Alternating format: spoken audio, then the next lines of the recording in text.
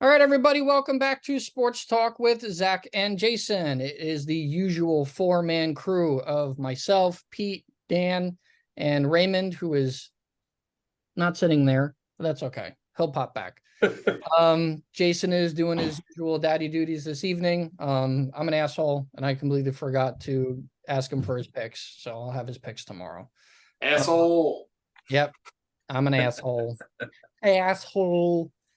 So let's get this week kind of started here. One thing I will like to point out before we start our football, because I don't think we discussed this last week because I don't think it happened yet last week, but I want to touch on the Yankees here for a second. They are officially eliminated from playoff contention.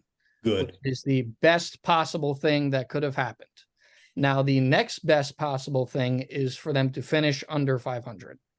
And I think then we might see our best chances at sweeping changes. And based off of what Aaron Judge said post-game yesterday, he's going to go to ownership and puff out his chest a little bit because he was not happy.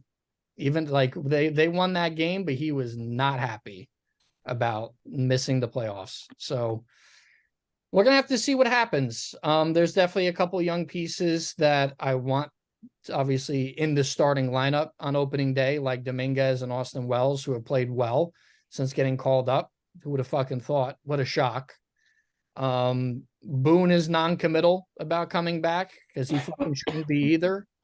But I think he might come back because Judge and Cole like him. Judge does not like the front office. That's pretty much like the general consensus of what I've been reading. So I don't know what's really going to happen. Who knows what's going to happen? So let's get your guys' take on it, since we're all Yankee fans in here. Well, I mean, you hit it on the head with Judge loves Boone. He loves Boone. That's the problem. You know, he sucks. I've been going back and forth all season about this, and I don't know if Boone is the problem. I mean, Boone outcoaches himself sometimes, but he is a player's coach to a T. He sticks up for them. He shows fire. I mean, the dude gets tossed out of every fucking game when he steps up for his players. So I don't necessarily think Boone is the problem. I think one, training staff needs to just be fucking drug out back, shot, and then overhauled. Fact. Analytics department needs to be drug out back after them, shot, overhauled, and then Cashman, man. Cashman. He does just enough to skate by. And finally, this is the year where it's come to a head. Now, CC made some comments earlier, I believe today, saying that Cashman's track record over the past 25, 30 years speaks for itself. And when push comes to shove, he makes moves. And with something like this, where you're not making the playoffs, moves are going to happen.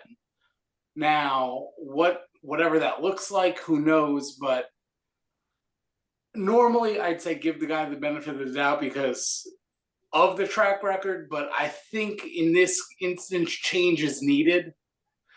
And when you have a roster of guys, there is no Rizzo put it best the other day in an interview where he said, if you look up and down the roster, there was no divide, there was no distractions. It was just they didn't perform.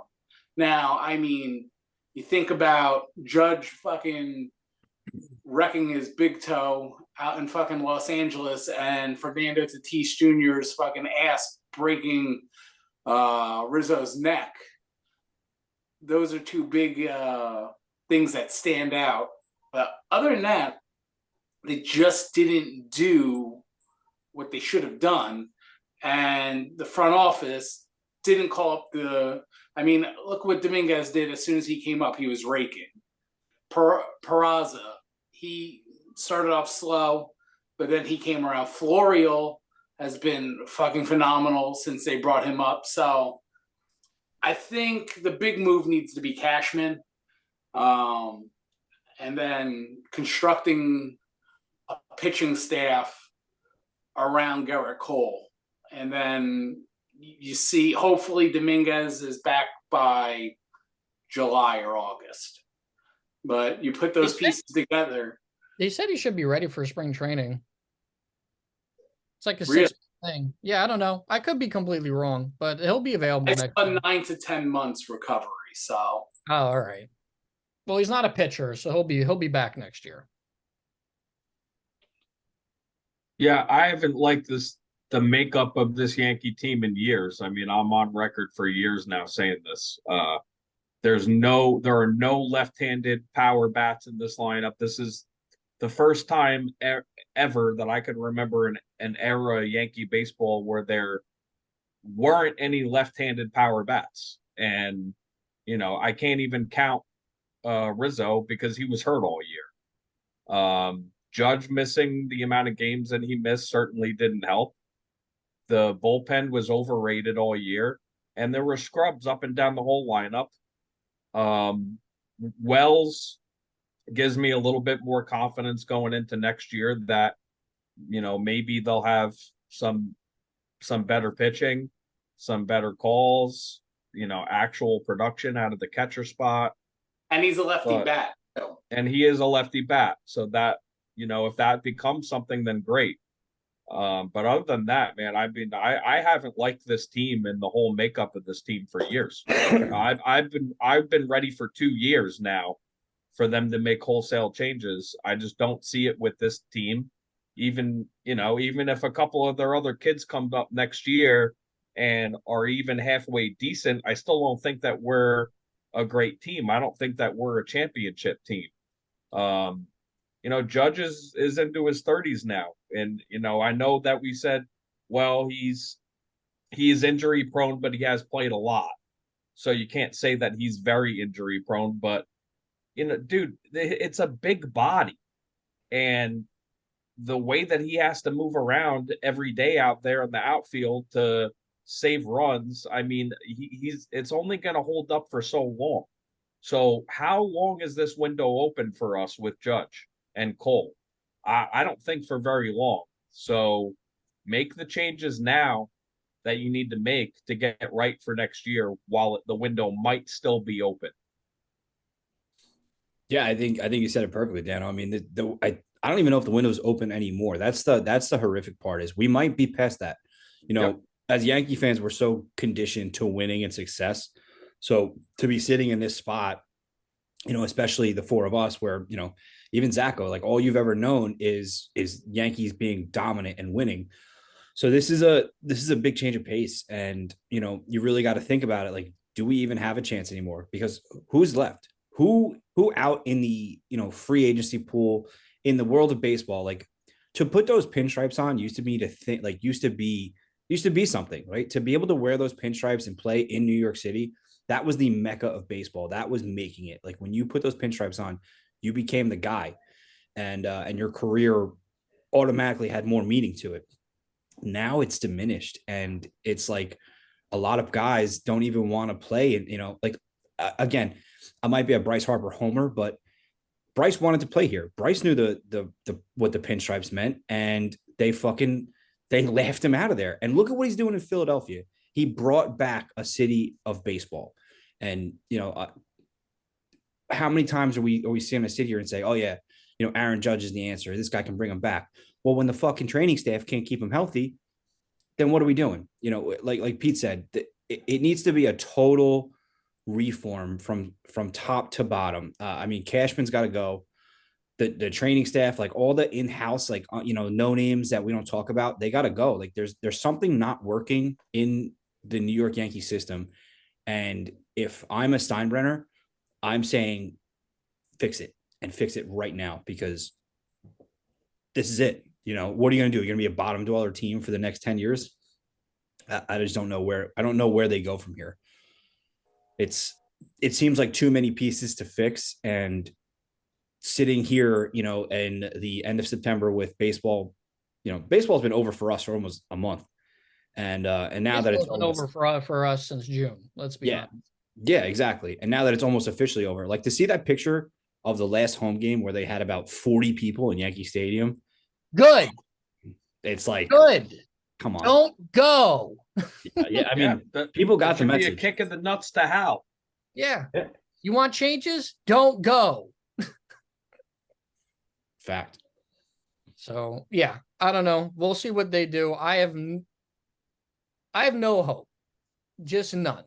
And because I've been, like Dan said it perfectly, I've been waiting for years for them to actually do something, and they consistently don't do the move to put them over the top. I'll start paying attention if you get Shohei Ohtani. Like then I'll start paying attention. That's a splash. If you don't do anything else but that, I don't care. I don't care who. Boy, Otani is a left-handed power bat. I would welcome that. That would be amazing. Go get him. However, with Ohtani going in for his second Tommy John surgery, Mm-hmm. can the Yankees afford to make that risk and then sign him to a huge contract, and then he winds up being fucking Jacoby Ellsbury? Ooh. Well, I think the injury that he just suffered was a huge detriment to the amount of money that he could have been looking at in the offseason. He's not going to get anywhere near that now. And it's not going to be a $500 million contract anymore. So you can get him on the cheap now, because he might not pitch until 2025, probably won't pitch until 2025. And who knows? I mean, his career as a starting pitcher may be in trouble right now. I mean, we may have seen the last of Shohei Ohtani as a great pitcher. I don't know. I mean, what's a whole year off going to do? It's not going to help him. I mean, I don't think it will. So, yeah, go get him. Let him play every day in the outfield, and with his lefty power bat in that lineup, somewhere real close to Judge, which is what I'm sure that they would do that. Yeah, absolutely. Bring him in here. Bring him in. Get rid of fucking Stanton. Yeah, it's over. Yeah, Stanton's window was closed. He had a window when he came here where he was really fucking good, and it's not there anymore. It's gone. It's gone. Gone. Unless because the dream scenario would be just either try to trade Stanton or just fucking eat the money and send him packing, and then have Ohtani be your DH, and just or do something. Either way, like I said, I don't care. I don't care what they do. I don't care about that team until they actually decide to be serious about winning, because they haven't been serious about winning for quite a long time. I don't care that they went to the ALCS all these times. It fucking means nothing because you didn't win it. So they consistently don't make the move to go over the top. So if you want to make the move to go over the top, then you go get Ohtani. You go sign that Japanese pitcher who's about to be posted, who Brian Cashman is apparently in total love of. So maybe they'll actually go ahead and sign him. Great, fine, fantastic, phenomenal. Let me actually see you do it, because Brian Cashman is a professional tire kicker. He kicks tires and everything, and doesn't. And go get a closer, because we don't have a closer on the roster. No, there is no closer on the roster. Go get a closer. Josh Hader. Great, bring him in. All Josh for it. Bring him in. Good. Or fucking convert Ohtani into a fucking closer. Convert Ohtani. Why not? Why not? That might not be a bad idea. Most talented baseball player I've ever seen. Why not? All right, let's get into football after we decide to shit all over the Yankees, which is one of my personal favorite things to do on this show. Yeah, now that I'm sad, thanks. Oh, you're welcome. I'm not sad. I love it. I fucking hate them so much. It's frightening. I'm watching them right now. Well, because you know, you get a pass, Pete, because I understand why you have this special attachment to them, so I understand. But for someone like me, no thanks. Fucking, they could go kick rocks. They make me angry. Yeah, they just make me angry, and there's too much to life other than hating all the time. Listen here, young blood. We were sitting in those bleachers when you were still in diapers, all right? Yeah, don't worry about it. But that's why our attachment is we feel a little deeper connection to the Yankees because of what we witnessed. Yeah, $4 with ticket. that core 4 era, man. Yeah. And they should have won more, by the way. They should have. All righty. Week 3, NFL action. We got to start with Thursday night foosball. Giants at San Francisco 49ers. This result was pretty much what everyone thought. Giants losing. Just completely manhandled. Just too much talent on the 49ers. Jones did not look good. No Andrew Thomas, no Saquon Barkley. Darren Waller couldn't catch the ball. It just was an all-around complete shit show. I was amazed that it was a one-score game going into the fourth quarter. The Giants defense actually showed up and kept it a one-score game the whole time. But other than that, not much to be happy about. But it is what it is. I mean, friggin' Christian McCaffrey, man. The best player on the fucking planet. Just watching him play is just like a gift. Healthy McCaffrey is next level. The guy scored, bank it again, Tud, scored it. I mean, the Niners just look so, just a complete team all around. Too much talent. Deebo Samuel, at one point, I watched him carry 5 people on his back, just ripping through and just powering forward. Like, you don't see players do that. That's just out of control. Just an embarrassment. Sorry. Thank you, Ray. Sorry. What are you doing? I blew my nose. Oh Are you out of your fucking mind right That's one of the best podcast moments we've ever had. I was trying to be quiet too. 49ers covering a 10.5-point spread with ease. I got nervous. I mean, I did mock Dano for taking the points, but I was right. The fucking Niners, 10.5 spread. Give them almost fucking 20 points, and they were covering. Yep. Listen, the Giants covered most of the game, but it wasn't going to last. It was not going to last. But they're the best team. They're to me they're the favorites to win the Super Bowl. The Giants they can't hang with those teams right now. I know that they're well coached. Why is that? Can I get my flowers finally? They're not talented enough. And I'm not, especially at Daniel Jones was not good, but he also didn't have anything around him to make things much better. Okay, and who's been screaming to the fucking walls that this dude is not good, and everybody makes fucking excuses for him over and over and over. He's not a good quarterback. He's got mobility.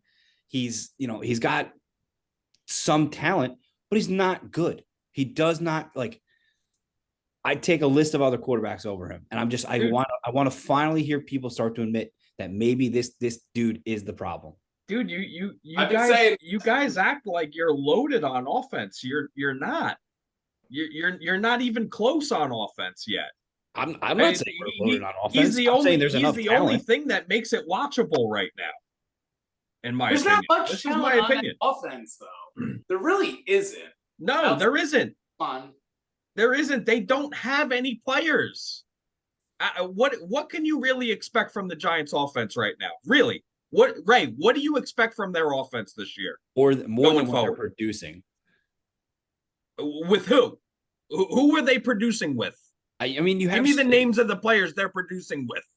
Who they should be producing with is Hyatt, Slayton, Saquon, who is a bum and can't stay healthy. Well, I mean, Waller. You should just be named some producing. big things, right? Saquon, who can't stay healthy, Yep. behind an offensive line that barely abysmal. fucking blocks anyone, Is abysmal. right? A tight end that's been hurt for the last 2 fucking years, and But you now still it have finally Bellinger, caught up and you with still him have last Bellinger, week. who's been a good tight end, and they're underutilizing the wrong players. The coaching staff will adjust that, I promise you, but it's still not enough. You like I said, you guys act like you have all this firepower. You don't.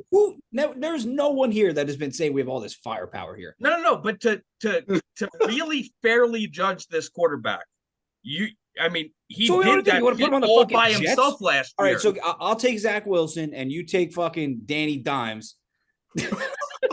Sit down, you. Sit down. You want to trade me one for what? Oh, I can't wait to go in on this later, by the way. You want to trade me Zach Wilson for Daniel Jones one for one? I wouldn't do that. I wouldn't do that if you paid me enough money, but no. I don't. And after you hear what I have to say later, I know listen, you have the obituary written. You wouldn't fucking take Zach Wilson as your Rutgers starting quarterback. Nope. Sure wouldn't. So I want to give Ray a little bit of the benefit of the doubt here. Daniel Jones did not play well against the 49ers, but there are a couple of things I want to throw back at Ray here, because obviously I am a noted Daniel Jones defender. Homer.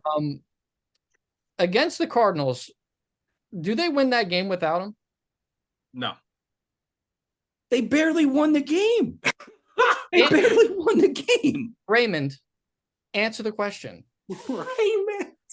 What other options? Like, put Do fucking Tyrod the in there. Maybe Giants they win do. that game without Daniel Jones's greatest second half for a quarterback in NFL? No. It wasn't Daniel Jones's greatest fourth quarter comeback. It was the entire team's greatest fourth quarter comeback. How about the ineptitude of the fucking Arizona Cardinals? That too. I mean, Can they we just beat the credit game. them They just for beat reason? they just beat the Cowboys. Who? They just beat the Cowboys. The Cardinals don't look like the worst team in football, by the way. They are not.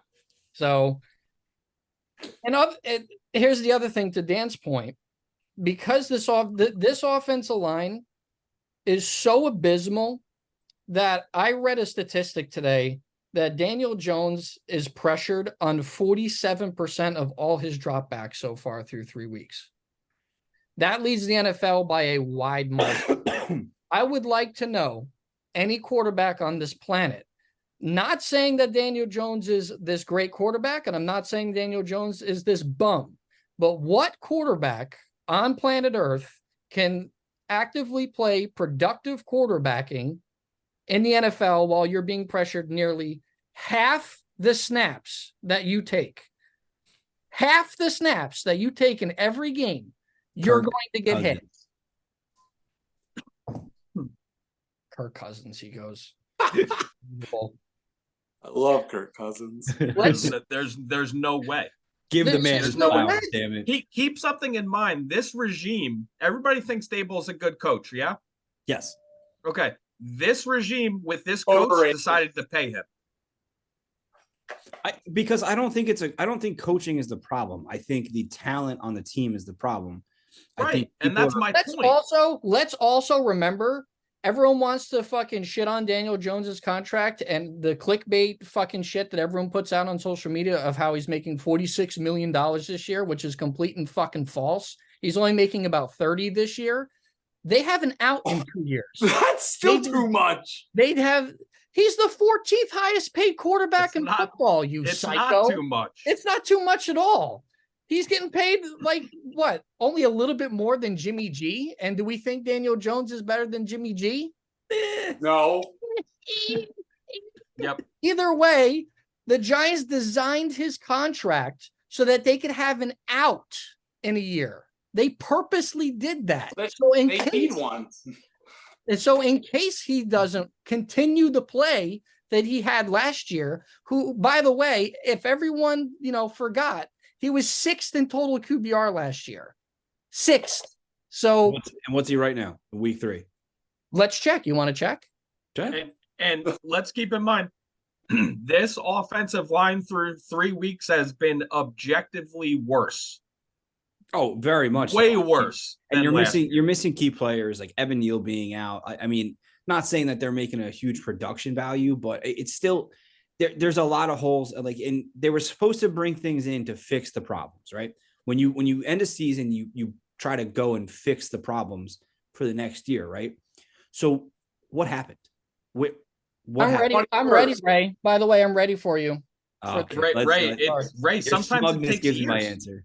So Ray, sometimes it takes years to build a team.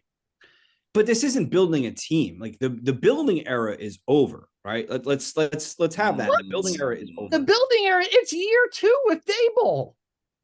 Yeah, Dude, it was just the first off season for what's his face? This is Joe Shane's first real off Joe season. Shane, that in was year his first two, off right? season. In year 2, do you want the same product or do you expect results? Of course, I expect something. Of course, you expect something better to build off of last year. Exactly. Oh So no, a but marked we all know the regression. Giants So overachieved a last year. marked regression doesn't give me an answer. Mark Ray, they look regression. Ray, They they, played they the look best like defense in football. they look like the same team from last year almost. They had an easy schedule last year. They Correct. got blanked. And you know what? in They week 1. overachieved last year. They had Yeah, they business. overachieved. Yes, they But overachieved. like everyone, I'm but not like arguing. everyone knows that. Everyone I'm not knows arguing. overachieved. But Okay, I'm saying you got blanked by the Dallas Cowboys in week 1, and Josh fucking Dobbs goes out there and beats that same team. No, that's on the coaching staff. That game is 100% on the coaching staff. There's no excuse for it. Dable needs to be held accountable for that performance because they were not ready to play that game. In every way, they weren't ready to play that game. 100% agreed. I'm just saying, as a New York sports fan, right? And I think we all feel this, even Pete being an Oakland fan. Las Vegas. I'm sorry, Las Vegas. You expect some results. You expect to see improvement. If you're going to play in this atmosphere, in this media environment, prepare for the criticism because it's coming. That's fair. And listen, there's going to be plenty of it this year. There'll be plenty of it. Yeah, let's hear your QBR rating, Zacho. You asked me to look it up, and I totally obliged. Daniel Jones is currently at 21, like the 21st out of the 34 qualified quarterbacks for QB. So he's the 14th highest paid, but the 21st in QBR. 21st. You know who he's above?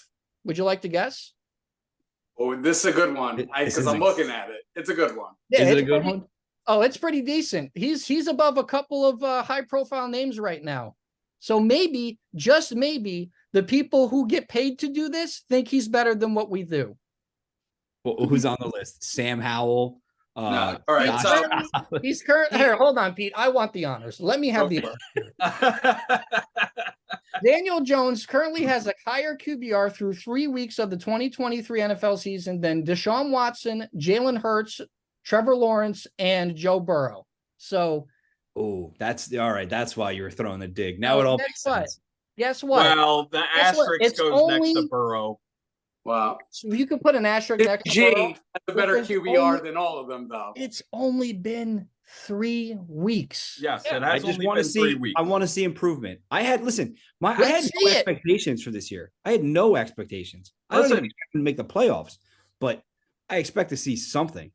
If the coaching staff is as good as everybody thinks it is, the Giants will get better from this point going forward. They will not get worse. Okay. Right? So we need to see that progression every week. I agree with that. It needs to be better. It can't not look anywhere close to what it looked like offensively against the Niners on Thursday. But let's just take into account that is one of the better defenses in football. It's one of the best. I mean, that is the Super Bowl contender right now. So yeah, you're talking, your marks are. I'm just not ready. High, I'm just not ready to fucking say Daniel Jones isn't the answer after he won us a playoff game last year. I'm sick of people saying he is the answer. I want that. I'm not saying Daniel Jones should be expected to carry the Giants every week to victory. That's not what I'm saying. But what I am saying is that last year he carried y'all as far as you got. Fact. You don't get anywhere near where you got without him. That's a fact. And Dan, the where running are the Jets, game and everything. Dan, what would the Jets be right now with Daniel Jones? With Daniel Jones, the Jets would be 3-0. In the last 2 years, the Jets would have won plenty of games. They would have went to the playoffs last year. And Yeah. they'd probably be 3-0 right now. They probably would be 3-0 right now. Yes. So Yes. Objectively. objectively. And that is also going to play into what I'm going to talk about later. Perfect. So I'm happy you said that. Let's move on Thank you. before I rip my fucking eyes out. So we had Falcons Lions. That was next. Well, you guys start. I can't even, I mean, all I right. can't So even fucking think right now. Falcons Lions, it's the same story, right? I mean, the Lions have a good team. Jared Goff is, I like Jared Goff. It's crazy that the world we live in right now, Jared Goff is one of the best quarterbacks in the league per se. Not He's getting surprised the at job all. done. He's always been good. He has. He's consistent. Like, you're not. He's a guy like when you talk about like Daniel Jones, right? Not to backtrack and get you all mad again, but like Jared Goff is what you expect, right? He's consistent. He does what you expect him to do. He goes out there and does his thing. I love Goff. That's a team with weapons, right? I don't know why they're underutilizing Jahmyr Gibbs. Because they're idiots. They are idiots. It won't last for long. It won't. I mean, you gotta unleash the kid. Sam Laporta is the real deal. He's a great tight end. He does everything he needs to be. He could be one of the next greats. They're fun. Amon-Ra St. Brown is a stud, and he barely looks like he's trying out there right now. So they're a fun team. The Falcons, I mean, you take Desmond Ridder out of the equation with the Falcons, and they might be a legit team. Like, they have They got talent, talent. a lot of There's places. talent on that defense. And that line is keeping Desmond Ridder upright and alive. Like, imagine that line on other teams that I won't go back and mention. I would fucking kill to have that line. Exactly. Me too. Bijan Robinson is incredible. I hate that he's a running back and that he's only going to last like 3 to 4 years and then he's going to be old news, but he's a stud. So Desmond Ridder is dog shit. I know every week we beat him up. We're going to say it until he's lost. Until he's terrible. Gone. And yeah. Kyle Pitts, he should sue the Atlanta Falcons. He should sue them for just negligence and malpractice because defamation of character. He is just being wasted over there. When he's a free agent somewhere, because I saw that it was like the Cowboys were thinking about trading for him. Like, put him on like a real team with a competent quarterback. He's good. It's not that he is like an underperform, like he is underperforming, but it's a product of the environment around him. I was just about to say, when you look at the tape, he isn't underperforming because he's open all the time. Yeah, and he just doesn't get the ball. As Zach would say, a Walmart greeter slinging the fucking pigskin to him or failing to sling the pigskin to him. That's your results. But I mean, Detroit Lions, they're a young, fun team to watch. That Ryan Gosling fucking lookalike, he is a really good quarterback. I didn't give him his flowers in the beginning of this year, but after watching him throw, he makes some good throws, and he's a pretty smart quarterback with the ball. Great arm talent. And when you're throwing to a guy like Amon-Ra St. Brown, makes it fucking easy. And Sam Laporta stepping in day one, he looks like a guy. Unleash Jahmyr Gibbs. Let's see what those legs can do, because he shows some burst. And I think if they give him the full reign and let him run the ball 15, 20 times a game consistently, I think you're going to get big production out of him. Well, if I can interject real quick, Pete, yeah. They don't even need to run him that much. He's a good enough receiver where they could get him involved in the offense enough to where he's touching it 20 times and, he's not killing himself trying to squeeze through the line every play. Yeah, agree. By the way, how good is that offensive line in Detroit? It's good. It's pretty fucking really good, isn't it? You know how many seconds Jared Goff gets to hold the football on average? 3.5. 3.8 seconds. Wow, almost 4 seconds. Yeah, must be fucking nice. Yep. I'd love to see how Daniel Jones does on the Lions. See what his fucking numbers were. But, you know, I guess bye, Ray. See ya. Blowing his nose. Oh, thank God. So blow the nose in the sink or something. Zach is heated tonight. I am heated. Fucking, sometimes I just don't understand. We have angry football fans here tonight. Oh, Good. It's been long overdue. We've been too nicey nice. Next, we have the Chargers versus Vikings. Justin Herbert is fucking amazing. I love Justin Herbert. I've always loved Justin Herbert. 400 yards passing, multiple touchdown passes, is leading the league in completion percentage at 74.4 right now. And he is one of the least pressured quarterbacks in football as well. Oh my goodness. Just an offensive line is just the best thing ever. So Justin Herbert lit up the Minnesota Vikings. I mean, the Vikings defense is so trash that terrible. you could it's like a barge in Pittsburgh that I just visited the beautiful city of Pittsburgh over the weekend, and there were some barges of fucking coal. That's fucking the Vikings defense right now. Just horrible. And the Vikings are 0-3, garbage, and it took Justin Herbert's Herculean effort to get them to win because their defense is just as shitty. JC Jackson might be the worst signing I've ever seen in my life. Not only a healthy and active, but now there's a warrant out for his arrest. $85 million down the fucking tube. Goodness gracious. That's all I have to say about that. Yeah, Herbert is verified really, really good. And there's only one quarterback, I think, in the league who's been more productive, and that's Tua. Outside of that, I mean, what could you say? I mean, the Chargers just need to play well enough on defense to give themselves a chance. I mean, they're going to score way above the league average in points this year with the way it looks right now. Oh, yeah. Big time. Yeah. Chargers, they can score, but they can't fucking stop you. And that is where Herbert's going to run into this cycle all the time where you can score all you want, but when you can't stop them, it's hard to win games in the league like that. And Kirk Cousins is a product of that right now too. He's slinging the lights out of the fucking ball right now, but the Vikings couldn't stop a fucking JV practice squad. That's how bad they are on defense. It's it's like a game of Madden.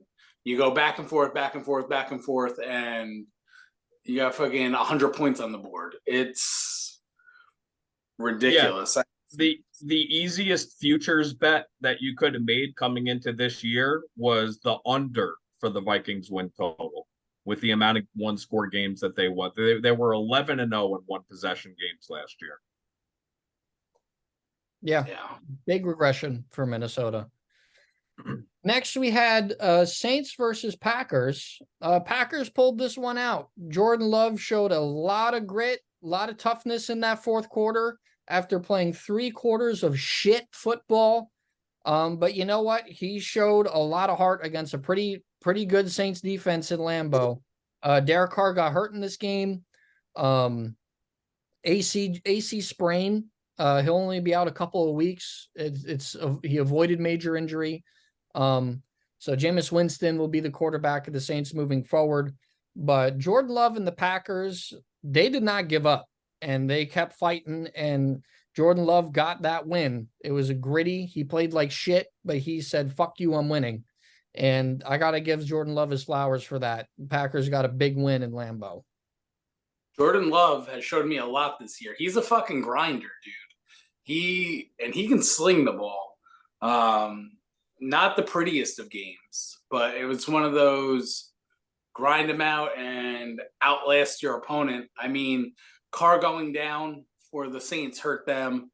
Looked awful. The hit that he took, he got spiked into the ground. Have they confirmed that he's out this week? Because I saw that there's still a chance that he might play. And there's no way. The weirdest thing about him, he's a pretty tough fucking dude. And to keep him, there was the one game, not last year, year before, when it looked like he blew apart his groin and he missed a half a football, and that was it. He's a tough guy. I wouldn't surprise me if he suited up on Sunday. I mean, Jameis Winston, he's old crab legs. We'll see what you can do. Kamara comes back this week off of the suspension, so that'll be big for them. But yeah, tough win for Green Bay. Tough defense from the Saints. So kudos to Jordan Love. Yeah, Winston didn't look good off the bench. Definitely rusty. Not that he's ever looked great, but he's been productive as a passer. So, the Saints might not take too big of a hit if he can't go for a week or two. And I mean Carr. And that was a really tough loss for them, man. I mean, that kind of loss hurts, and it could alter your season. So we'll see where they go from here. But Carr hasn't looked good, and you don't want an injury to set you back even more. So I'd be shocked if he played this upcoming week. I think he gets at least 1 week to heal it up. I agree. I wouldn't be shocked. It's the AC joint sprain is like a 2 to 3 week injury. He's not going to play this week. The Saints are going to be smart. Next we had Texans versus Jaguars. Man, Jaguars don't look all that great so far this year. This is another team that kind of took a small step back, in my opinion. What a win for the Texans. I mean, what a win for that team, for D'Amico Ryans, for that kid CJ Stroud and Tank Dell. They got a nice, and Will Anderson also was making a bunch of plays for them on defense. They got a nice young core of players, and they're obviously a couple of years away, but that was a division game, and they went into Jacksonville and won. Not that that fucking means anything, because they beat the shit out of them. They beat the shit out of them. It was 37 to 17. Yeah, they beat the shit out of them. Lawrence looked bad. I think if you're a Texans fan, man, I mean, you got to be feeling great about your coaching situation right now. I've always liked D'Amico Ryans. I liked them last year in San Francisco as their D coordinator. I mean, filled in beautifully, and that defense just never missed a beat. If Stroud develops and they continue to surround him with weapons and give him a nice line, I mean, that could be a team next year that we could be saying look out for. Yeah, I mean, wins like this with young players like that, they don't, like, guys like Stroud and Tank Dell and Will Anderson, they don't know that they're supposed to lose that game. Right. And when they just come in with confidence like that, it's nothing to lose. They're playing with house money at that point. And they came into the Jaguars' hometown and just fucking smacked them in the mouth. And the regression is real in Jacksonville right now. I don't know what to make of that. If Trevor Lawrence looked good last year, I don't know. Let's just good week one. Let's just say what it is. And everybody wanted to anoint him as one of the best quarterbacks and a guy who's going to be a top 5 quarterback. You look at his numbers. I mean, he didn't throw 40 touchdowns last year. He had 22. I mean, everybody's expecting this kid to come in and be the next Dan Marino. I just don't see it. He hasn't shown that. Now, is he a nice player? Yeah, I think he's a nice player. I think the Jaguars could win with him, but you're not going to get 45 points every week like everybody expects. He's never shown the consistency to be able to do that in his entire career. That's the word, consistency. He's not consistent. He's not, and it's not like he lacks ability. No. I mean, does he still have a chance to get it right up here and become that guy? Yeah, but there have been plenty of guys who have come into the league more talented than any of their peers who just couldn't do it. So at this point in the game, I mean, that was the third game of the season, and he looked like shit. Let's call it what it is. I mean, he looked like absolute fucking ass. Yeah. He looked like crap. He's not the next Dan Marino or John Elway. He just isn't. You know, those dudes came into the league fucking firing away. There was no 1 year quarter. No, Dan Marino went to the Super Bowl as a rookie. You know, John Elway was good pretty much right away. You know, it's not a fair comparison. It isn't who this kid is, and it's never what he was. Yeah. You know, we'll see. You know, like I said, it's really early in the year. You know, and you know what? The other problem is, as time has gone on in football, like as the years have gone on, patience for players and patience for teams and patience for everything is just non-existent. It's non-existent anymore. So we'll see what happens going forward, but the Jaguars are alarming. You know, what's going on is alarming. You know what? You're right. It is. And that's just the way it is. But if you're going to be compared to the prospects that he was compared to coming out of college, there's no excuse for it now. That's it. I agree. I do agree with that. Next, Broncos Dolphins. I loved every second of it. It was football porn. Watching Sean Payton's Broncos get absolutely, completely decimated in a way that I have never seen another football team get decimated by their former ball boy in 27 years of existence. And it is the greatest thing ever. Ever. Mike McDaniels is a better man than me, because I would have kicked that fucking field goal. Oh, hell yeah. Great. Oh, hell yeah. I would have been like, you didn't want to interview me for your coaching? Okay, here's 73, motherfucker. Like, he's a better man than me. Tua, a healthy Tua behind that offensive line with those weapons. Through his first 3 weeks is identical to last year, which is crazy. Like identical touchdowns, identical turnovers, identical everything. So the formula and recipe for success with Tua is there. You just have to keep him healthy, because that's obviously the number one question mark is his durability. Because every time you see him take a sack, you go, oh God, you know, like, please get up. So the Dolphins offense is obviously elite. I think this was a combination of them being elite and the Broncos just being absolutely just next level pitiful in every way, shape, or form. And I love how we're not blaming Russell Wilson, because it's really not his fault. He's playing better football this year than he was last year. His numbers are actually pretty comparative to a lot of really good quarterbacks right now. It's just that defense, that's supposed to be touted as so good, and Patrick Surtain is this elite quarterback. Fucking that team sucks my nuts. And watching Sean Payton continue to eat crow and have reporters pretty much making fun of him post game, I will drink it up all 18 weeks. I'm here for it.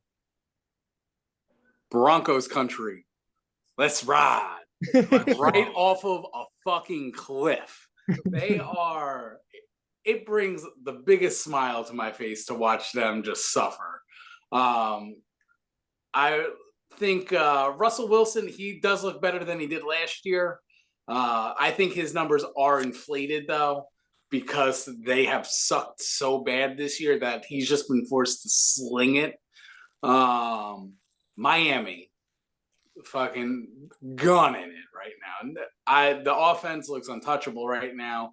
In the air, on the ground, fucking backup guy A-Chain coming in and just running amok. That offense is electric without the Penguin, without Jalen Waddle. Just Mike McDaniels, coach of the year right now.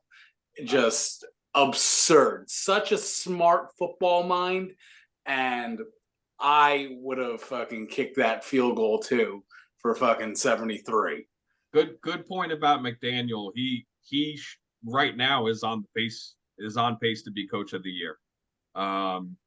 I've never been so satisfied with a Dolphin victory in my entire life. I mean, I wish the worst things for the Broncos this year. They're just not likable, and Sean Payton isn't likable. It's so funny because he used to be, but he just isn't anymore. And I can't stand them. And I'm happy they got their fucking doors completely blown in. I'm happy that Sean Payton got angry in his post-game press conference. I'm sure that made the Walmart people angry that he couldn't stay poised and comfortable enough to just answer the questions and take his L, right? He couldn't do that. He was too big for that. He had too big of a head for that. Well, you know what? Go fuck yourself. You know, he now he just looks like a piece of shit. And I hope it stays that way all year. But as for the Dolphins, yes, they are making this shit look like college football right now. The question that I have going deeper into the season is when the weather gets a little colder and the field gets a little rougher to run on, are they going to run the ball enough to protect Tua, or are they going to stick and die with this plan that he is going to basically fucking sling it the way that he has the first 3 weeks? I think it could be a mistake if they don't try to lean on the running game more come later in the year. Otherwise, there's nothing to worry about if you're a Dolphins fan right now. I mean, life is pretty damn good. You're gonna make the playoffs. You probably will win the division if it stays this way. I think they do now. Yeah, but I think it comes down to exactly what we always talked about in preseasons too. Like, you got to protect Tua.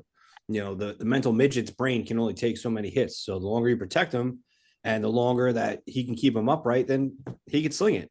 But like Dano said, if you're not leaning on the run game and you're not a well-balanced team, can he stay healthy? That is the ultimate question of how Miami lives or dies. If Tua stays healthy, you ride it out, you go to the postseason. I think you see some success. If not, I think it falls apart. And it could like I think it's fair. Yeah. I really do think that's fair. Ray, I don't know if you joined in. I did say Tua, top 10 quarterback. So You did. Yeah. Ray, I don't know if you joined in when I said this. Tua's numbers through the first 3 weeks are legitimately identical to his numbers the first 3 weeks last year. So the formula is in place for them to win with Tua. He just has to stay healthy. So he's supported. Just don't get your brain scrambled, and they're going to win football games. Yeah, I mean, if Tua hasn't changed. If you look at the Tua example from Alabama football, the guy hasn't changed one bit. He is what he is. You have to protect him, give him time to make, what he does, and he produces. When he isn't protected and he has to scramble and, be impromptu and that kind of stuff, that's when you see him kind of fall apart. When he starts thinking he's Lamar Jackson and, he starts trying to run the ball and take care of it himself, that's when the kid goes off the rails. So let him do what the blueprint says, and he produces. When he doesn't, that's when it all goes bad. Yeah, and not every defense is going to be as completely fucking inept as the Denver Broncos. I mean, we had people running downfield with nobody in sight around them. Nobody is a liability. Oh God, liability, bro! There isn't one guy on that whole unit that isn't a liability right now for them. I've never seen anything like it. I mean, I thought Nathaniel Hackett had the worst coaching job ever there in Denver. I think I remembered someone saying that, right? Well, so far yesterday, it doesn't look worse. so far they do look worse. You know what's funny is in the beginning of the year for Hackett, they were actually in every game. If you go back and look, I mean, they lost some close games because of his inept decision making as a head coach, but they were in every game. They never got completely fucking embarrassed in any game last year, as far as that goes. So, and that's with Russell Wilson playing like shit. Yeah. All right. Next we have Titans Browns in Cleveland. Mr. Asshole Massager and Toucher is getting a little bit more comfortable in Cleveland. He had his best game as a Cleveland Brown. The Titans are abysmal. Derrick Henry it's done. There's no more tread on the tires for Derrick Henry. It was an honor watching him play football. We got some of the greatest highlights from a running back ever from Derrick Henry, including the stiff arm heard around the world. But this is it for the Titans. And if I'm them, I kind of switch to Will Levis sooner rather than later, because Ryan Tannehill just ain't it anymore. So at least see what you have with Will Levis. You took him in the second round for a reason. But the Browns through 3 weeks have one of the best defenses in football, very quietly. They rush the passer. Their secondary is good. Myles Garrett is not of this earth. Denzel Ward is consistently overshadowed as one of the best corners in football. And I understand they lost Nick Chubb, but Jerome Ford looked great. They brought back Kareem Hunt. I think they're going to be okay. I understand losing Jack Conklin on the right side is a gigantic blow. I mean, that's an all-pro right tackle. But the Browns looked comfortable for the first time in the Deshaun Watson era. They looked comfortable. So let's see if that continues. I was just about to say, I don't know how long that'll last for. I think it's a week-to-week proposition. The Titans defensively are very hit or miss. They let the game get away from them late. I mean, it just kind of spiraled out of control for them. The Titans, they're such a layup for a good defense. It's not even funny. You stack the box against them. There's no way you let Derrick Henry beat you, and you call it a day. I mean, it's getting too easy now to game plan against them. There's no other way for them to beat you. Yeah, if I'm the Titans, I'm in complete sell mode right now. I'm throwing Will Levis underneath center, and I'm seeing what contender wants to throw a late round pick for Derrick Henry at this point, because it's like treads off the tires for Henry. I think he could still be feasible in the right role. He's not short yardage back. He's not the 20-25 carry guy that we've been used to seeing. So I think that ship has sailed. Cleveland, dark horses, man. That defense, Myles Garrett, he is a dog. Myles Garrett playing next level right now. I heard a rumor that Deshaun Watson got a massage this weekend. That may be why he was playing a little bit better than he's used to. So good on him. But yeah, Jerome Ford stepped up in a big way. Cleveland, man, they're not out, but well, who knows? Yeah, who knows? They could be a big surprise.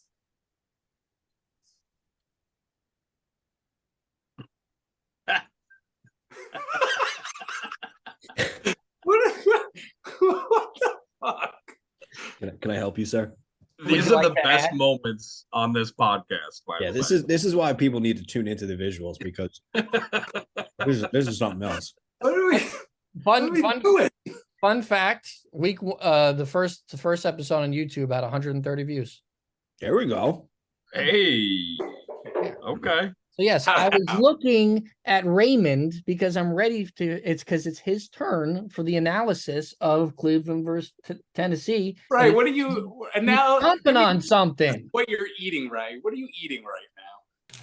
Yeah. What have you been eating?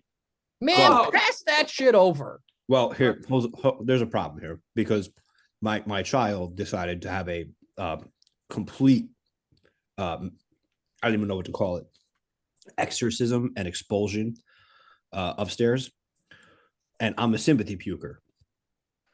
So Oh, no. my first dinner was violently removed while I was upstairs.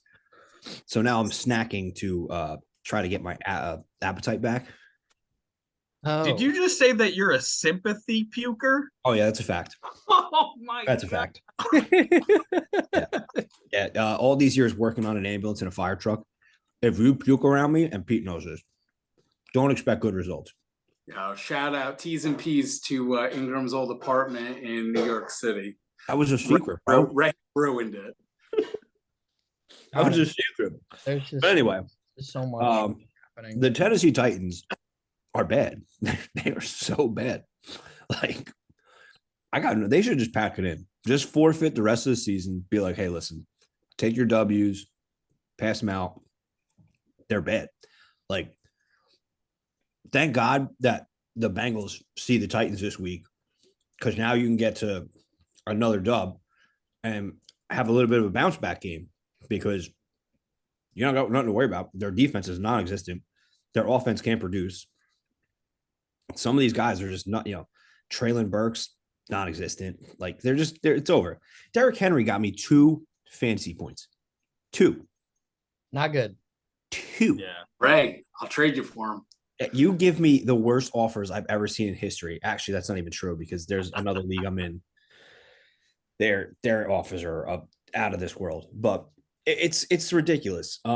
Cleveland has some interesting things going on there, and I don't know where to start with them, because you have like guys making, like Donovan Peoples-Jones making plays, and it's just all over the place. Like, nothing makes sense there.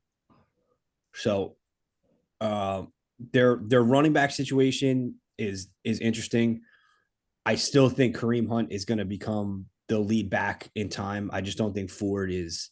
He's going to show flash because he's fresh, he's young, he has the ability to run and run hard. But again, you're playing in Cleveland for half your season, and that's a tough place to play. It's going to get cold really fast, and that ground's going to get hard, and it's going to be just a nightmare place to play. Like, it's that Midwestern region is a tough place for running backs to survive.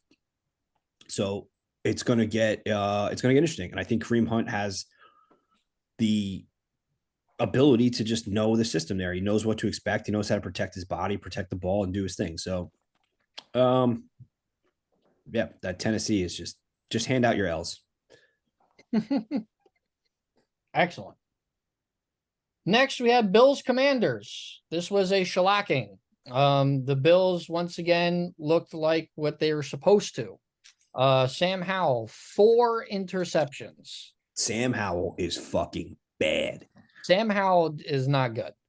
Josh Allen and the Bills just kind of took care of business against a lesser opponent. I fully expect them to continue to beat up on bad teams, because they're good enough to do that. They got a tall task this week, and it'll be very interesting to see. But I mean, the Bills just beat them up. The Commanders are not good. Boy, was I wrong. I had this as my upset special of the week. Good fucking Lord. Sam Howell, you are a disappointment. That was fucking rough to watch. Yeah, Bills that was light work for them. Stupid on me. Yeah, that's all I got for that one. Just a complete utter disappointment on the Commander side. Buffalo rolled. That's it. Yeah, I don't have too much analysis of this game. I mean, the Bills at home, that's a really tough out to begin with. And, playing them anywhere is just a tough out. So they're a better team top to bottom than the Commanders. They just are. The only way they were going to lose is if Josh Allen pulled out one of his clunkers, and that obviously didn't happen. Commanders defense is talented, but it isn't that talented. They've got a good D line. They've got run stuffers. They don't really have people that could get after the quarterback consistently. But yeah, it's just the total rebuild for the Commanders needs to happen soon.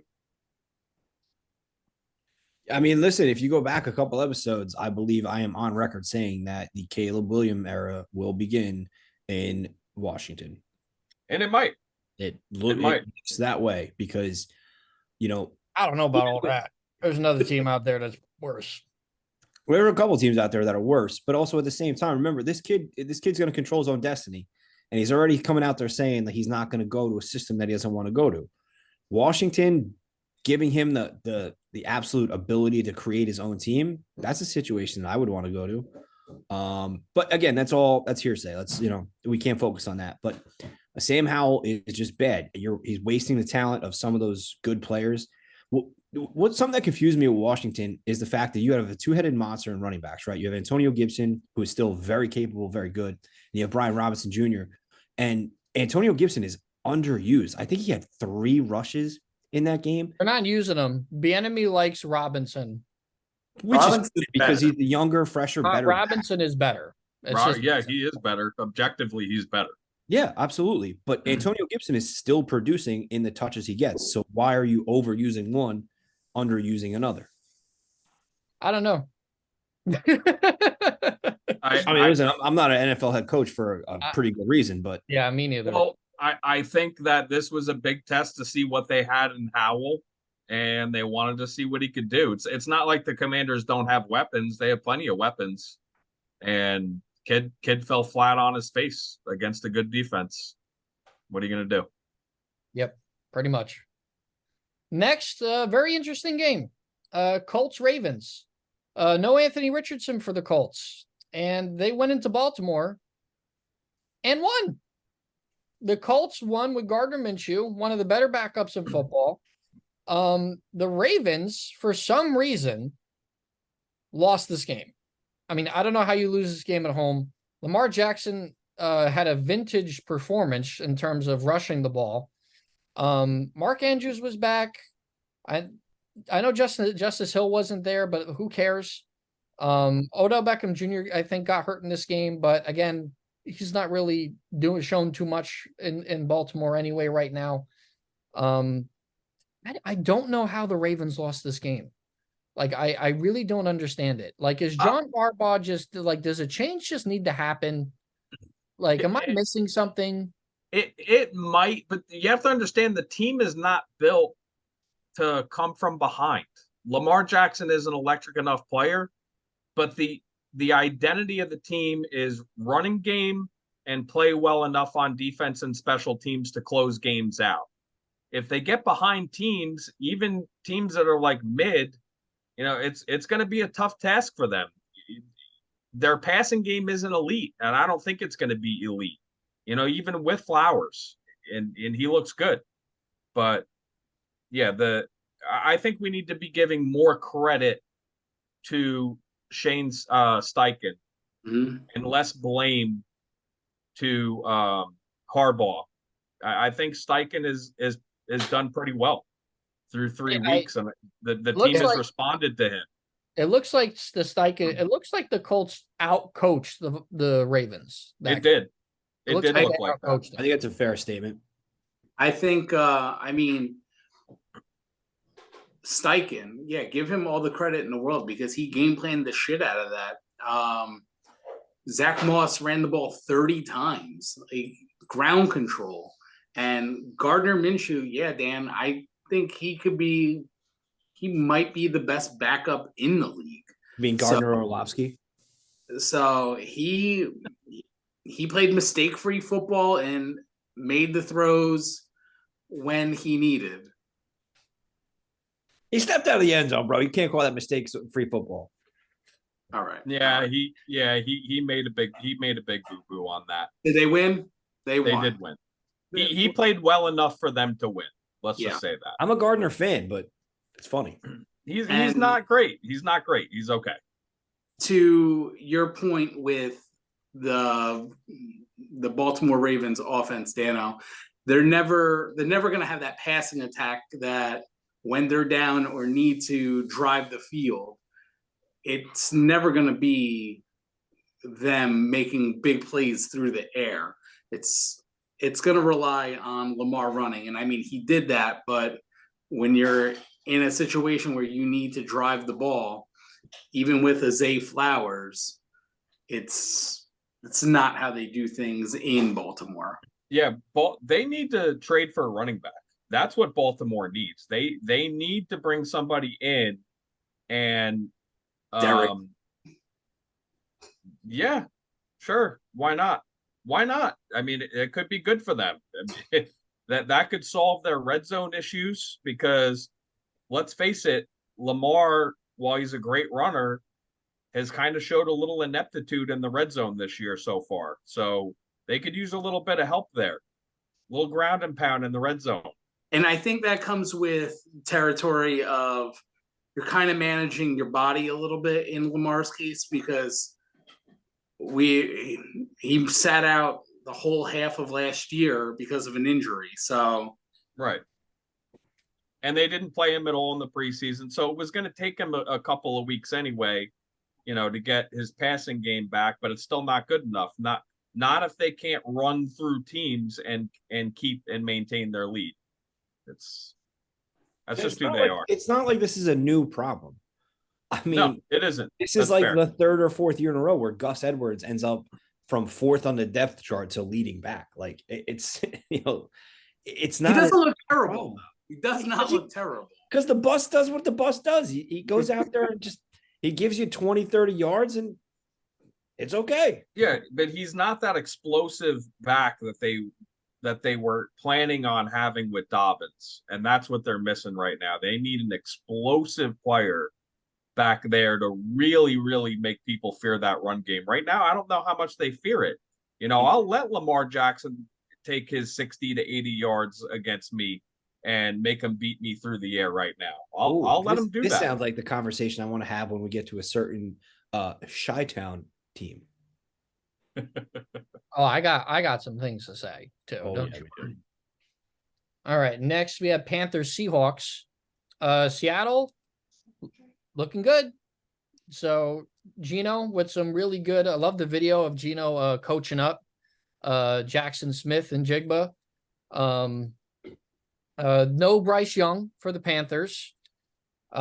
He's dealing with an ankle injury. He might be out next week too. So all of a sudden, durability issues for the number 1 overall pick for this 5'10" guy that everyone was like, he's so smart. He's smarter than everyone. He's the best thing. But how about my man's out there? Yeah, how about my man's out there? You can't teach 6'4", 250. You can't teach 6'3", 225. You can't teach it. Bryce Young looks like the worst rookie quarterback out of all of them right now. I understand he didn't play this game because he got hurt, but even when he was playing in the small sample size that we have, CJ Stroud and Richardson look better than him. So he needs to be given a chance, though. Yeah, let's be fair. He obviously needs to be given a chance, but like I said, in the small sample size, he has not looked as good as the other players. No, he hasn't. And he was supposed to be the most pro ready, and he does not look it. Yes. And right now, Stroud looks like the most pro ready. He does. And Richardson. Richardson's if he didn't have that concussion, how many touchdowns would he have had that game? 4? He might have had 4 or 5. Yeah. I think that just that team in general, the Panthers you're expecting a rookie quarterback to come in and do what? You have nothing around you to support you. So expectations are minimal at best. I mean, my personal opinion, I wasn't really high on Bryce Young compared to Stroud or Richardson. So, I mean, it's just a product of the environment. Seahawks, they're a decent team. I mean, Gino did it. I don't think any of us expected anything different of an outcome in that game. So, No, not really. I mean, Bryce just doesn't look ready. That's the problem. Like, He never looked ready. Their supporting cast isn't there. This fucking guy's still eating.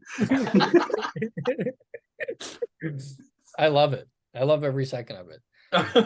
I just to Ray's point, this was supposed to be the most pro-ready quarterback, and he's not. So it's just I feel like it's another great example of going through the draft process where no one knows shit. And until we see it on the field, just nobody knows anything. So I mean, Fair. look at the fact of Andy Dalton going out there and performing. yeah, he looked better than Bryce Young. Yeah, he looks like an NFL quarterback. That's my man's. Red Rifle. All right. Moment of truth. We have Patriots Jets in MetLife. I had the Jets winning this game to break the streak of losing to the Patriots 14 times in a row. The streak did not get broken. They have now lost 15 in a row since the Patriots against the Patriots. I will not take the lead on this one. I will give that to Mr. Dan. Okay. Say whatever you want about the coaches, the general manager, the owner, the fact that the defense, if they let up one fucking play any game from this point going forward, it's going to lose the game for them. Take all that out of the equation.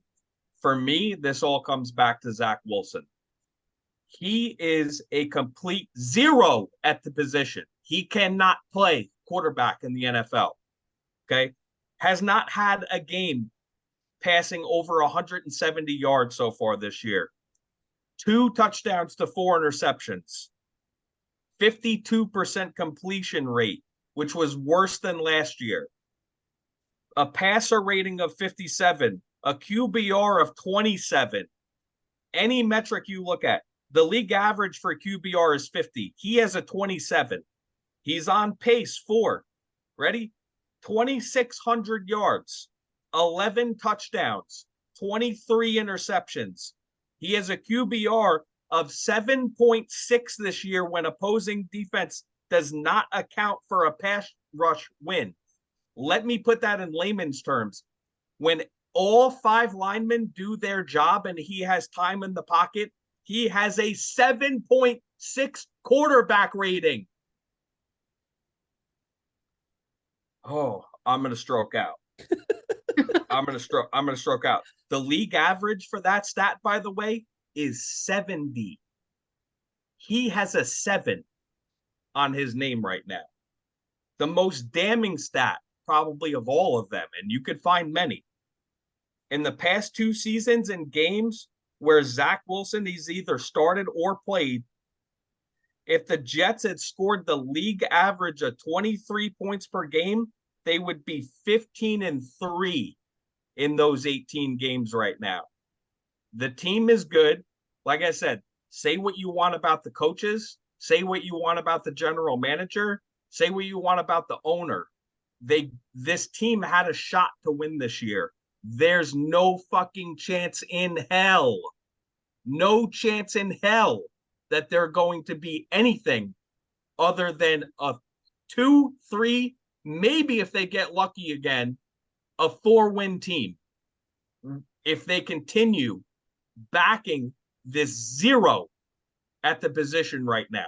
If this coaching staff wants to, if this coach and this general manager plans on dying on that hill, that's what they're going to do. They're going to die because they might not even make it through the whole year.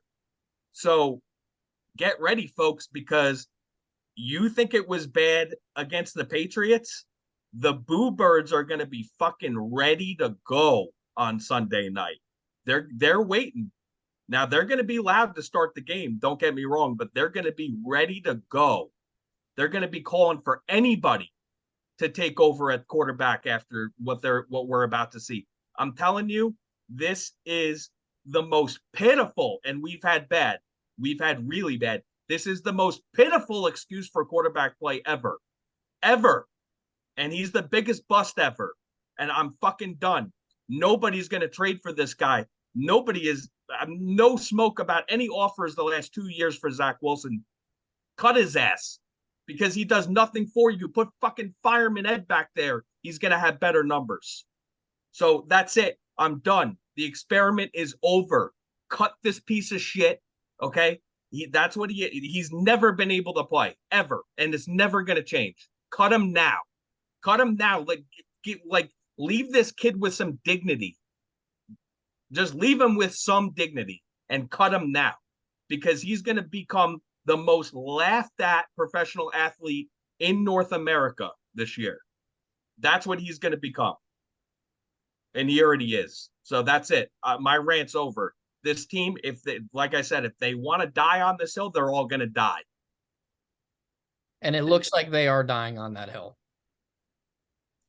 Let it be. Let it happen. If they're that fucking stupid, and JD did a decent job putting together a team that could win games. But if he's that fucking stupid and he thinks, and then Saleh walks around like he's 22-15 or something like that. He's 12-25 as a head coach in the NFL. That's it. That's enough of this bullshit. Mm-hmm. I like Saleh, but you're right. If he's digging his heels in and you're throwing out Zach Wilson on a team that we talked about was a playoff contender, a team that was supposed to win the division, what are you doing? Like you deserve to be fired. That's the fast track to unemployment right there. Yeah, man. I will say, and I never thought these words would come out of my mouth. Why fucking Kaepernick sent the letter to the fucking New York Jets. Send him to the fucking practice squad and just let him throw a football for a second and see if he can run around.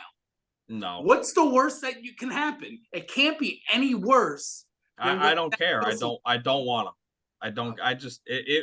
We're already a PR nightmare. What do you want to do? You want to bring in Kaepernick? We are already a PR nightmare. Now you're going to bring in Colin Kaepernick? No. And this ain't exactly the city to bring in Colin Kaepernick. No, it's not a good idea. I understand what you're saying purely from a football standpoint. Yeah, he's been out. Dude also hasn't played the better part of 10 years now. He's been out of the league for what, 5 years? He's 35 years old. Yeah, no, just absolutely not. No, bring in somebody who has played football recently. Okay. I do not know how Carson Wentz isn't on this team.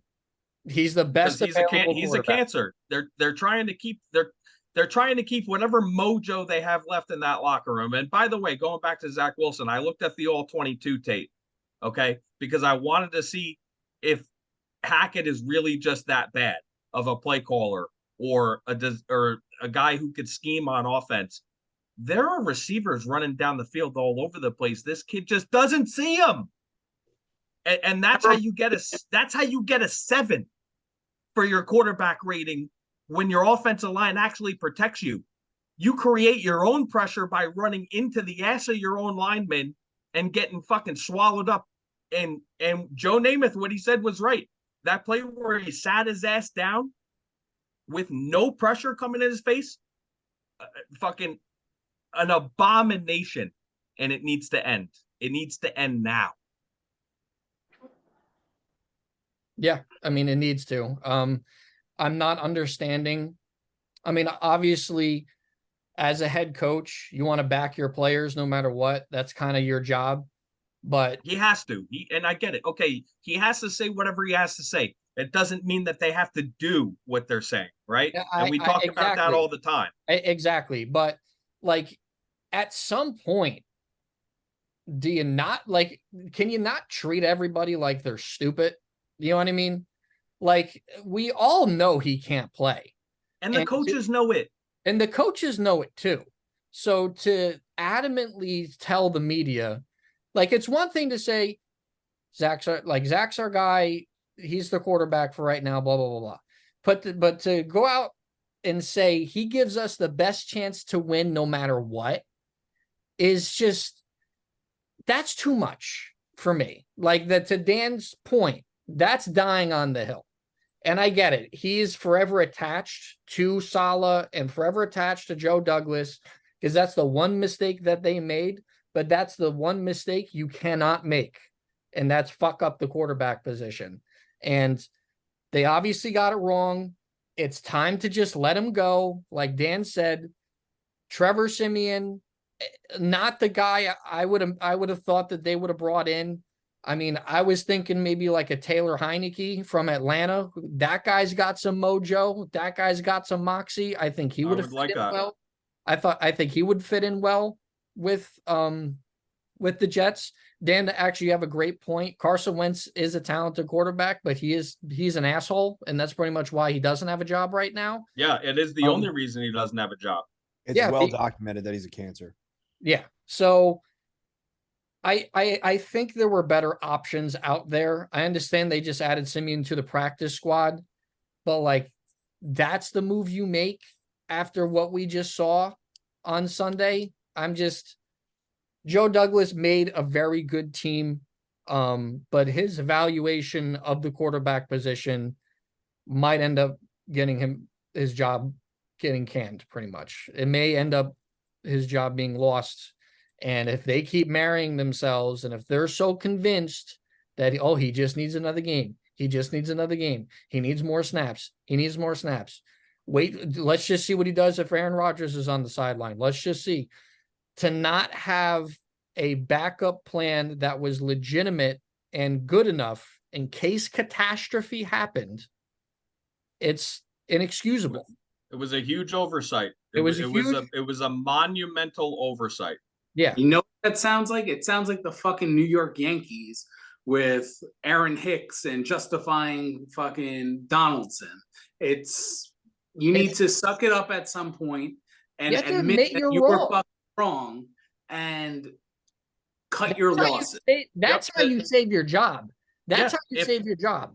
Yeah, if the Jets brass had done what the 49ers were willing to do coming into this year and cut bait with a player who cannot play, then we would be talking about this a little bit differently. We would be saying more things like, oh shit, you know what, man, it's just fucking the Jets' luck that Aaron Rodgers got hurt, because what would this look like? No, we're not saying that now. Now we're saying, what the hell were y'all thinking that this was your backup plan? Because it isn't a backup plan. It's a fucking abomination. Because I don't think they thought about it. I think the whole plan was Aaron was going to come in, win you guys a Super Bowl. Zach was going to sit behind him and hopefully get better, and then evaluate from there after you win your Super Bowl. And now I don't see how coming into the season you were confident in even Zach Wilson being a backup quarterback. I mean, they should have brought in another veteran. Like if the whole idea was to have Aaron Rodgers have Zach Wilson under your wing, but then like that's it. Like then put him on the practice squad. Yeah, then you know what? Bring in a Taylor Heineke or coax Matt Ryan out of retirement or do something to be the backup, put Wilson on the scout team, and that's how you can teach him, because he cannot play quarterback at any level. You don't have to worry about anybody claiming him. You don't even have to protect him on your practice squad. Why would you? Take him. Why would you? So it's just because it's such a shame. I do think Joe Douglas is a really good team builder, and I think Robert Saleh is great for anybody's defense, and he coaches a great defense. But if they're going to marry themselves to this kid and they're going to die on this hill because they can't admit that they were wrong, then then they deserve to be fired. And new leadership needs to be in New York if that's the case. If you are that inept to not admit that you drafted quite possibly the biggest bust in NFL history by every advanced metric possible, then you don't deserve a job. It's just that I don't care. I don't care what he did. I don't care that he drafted Sauce Gardner. I don't care that he drafted Quinton Williams. I don't care. If you are marrying yourself to that, Jets fans should want you gone. No, yeah, and backup quarterback is one of the top 20 most important positions on your team. So there is no excuse for it. And Jacoby I'm tired of this Brissett is available. I would have loved that. Jacoby Brissett was good for Cleveland last year. I think that Brissett is serviceable. I don't think he's great. I think he could be good. sometimes. In the right situation, he could be good. Yeah, he could win the Jets games. Yeah, I'm sure that every now and then he could find a wide open receiver streaking down the field. So yeah, this kid can't. He just can't fucking do it. He just can't do it. And I'm done. I'm done. That was my eulogy on the Jets this year, because that's it. It's so over. It's not even funny. T's and P's. Yeah. I got nothing. I have nothing to say after that. That is a Jets fan who is passionate and chef's kiss. Very good. Very good. The scars are all over my body, as Joe Beningo would say. I will say, first of all, Joe Beningo is the GOAT. Second of all, what you Jets fans endure year to year this is a form of punishment that is reserved for people in hell. This is a circle of hell to be a Jets fan. It really is. It just doesn't make sense. Yeah, you have to be a sadomasochist to enjoy it. It's crazy. It's crazy. It really is. All right. Time to move on to another disaster, possibly a bigger one, because it's just a worse team. The Chicago Bears played the Kansas City Chiefs in Taylor Swift's debut at Arrowhead. The Chiefs did the expected and just stomped the Bears into oblivion. There's another quarterback on this planet that also may not be able to play quarterback in the National Football League, and that's Justin Fields. So remember, there was all that talk about the Jets made a mistake by taking Wilson over Fields. I don't know about all that.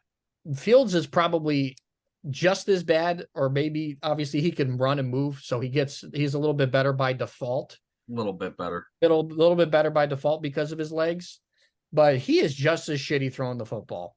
I mean, no jump whatsoever. This big fucking super hyped leap that Justin Fields was supposed to take in year whatever with Matt Eberflus. I mean, the Bears are a unmitigated dumpster fire disaster of epic proportions.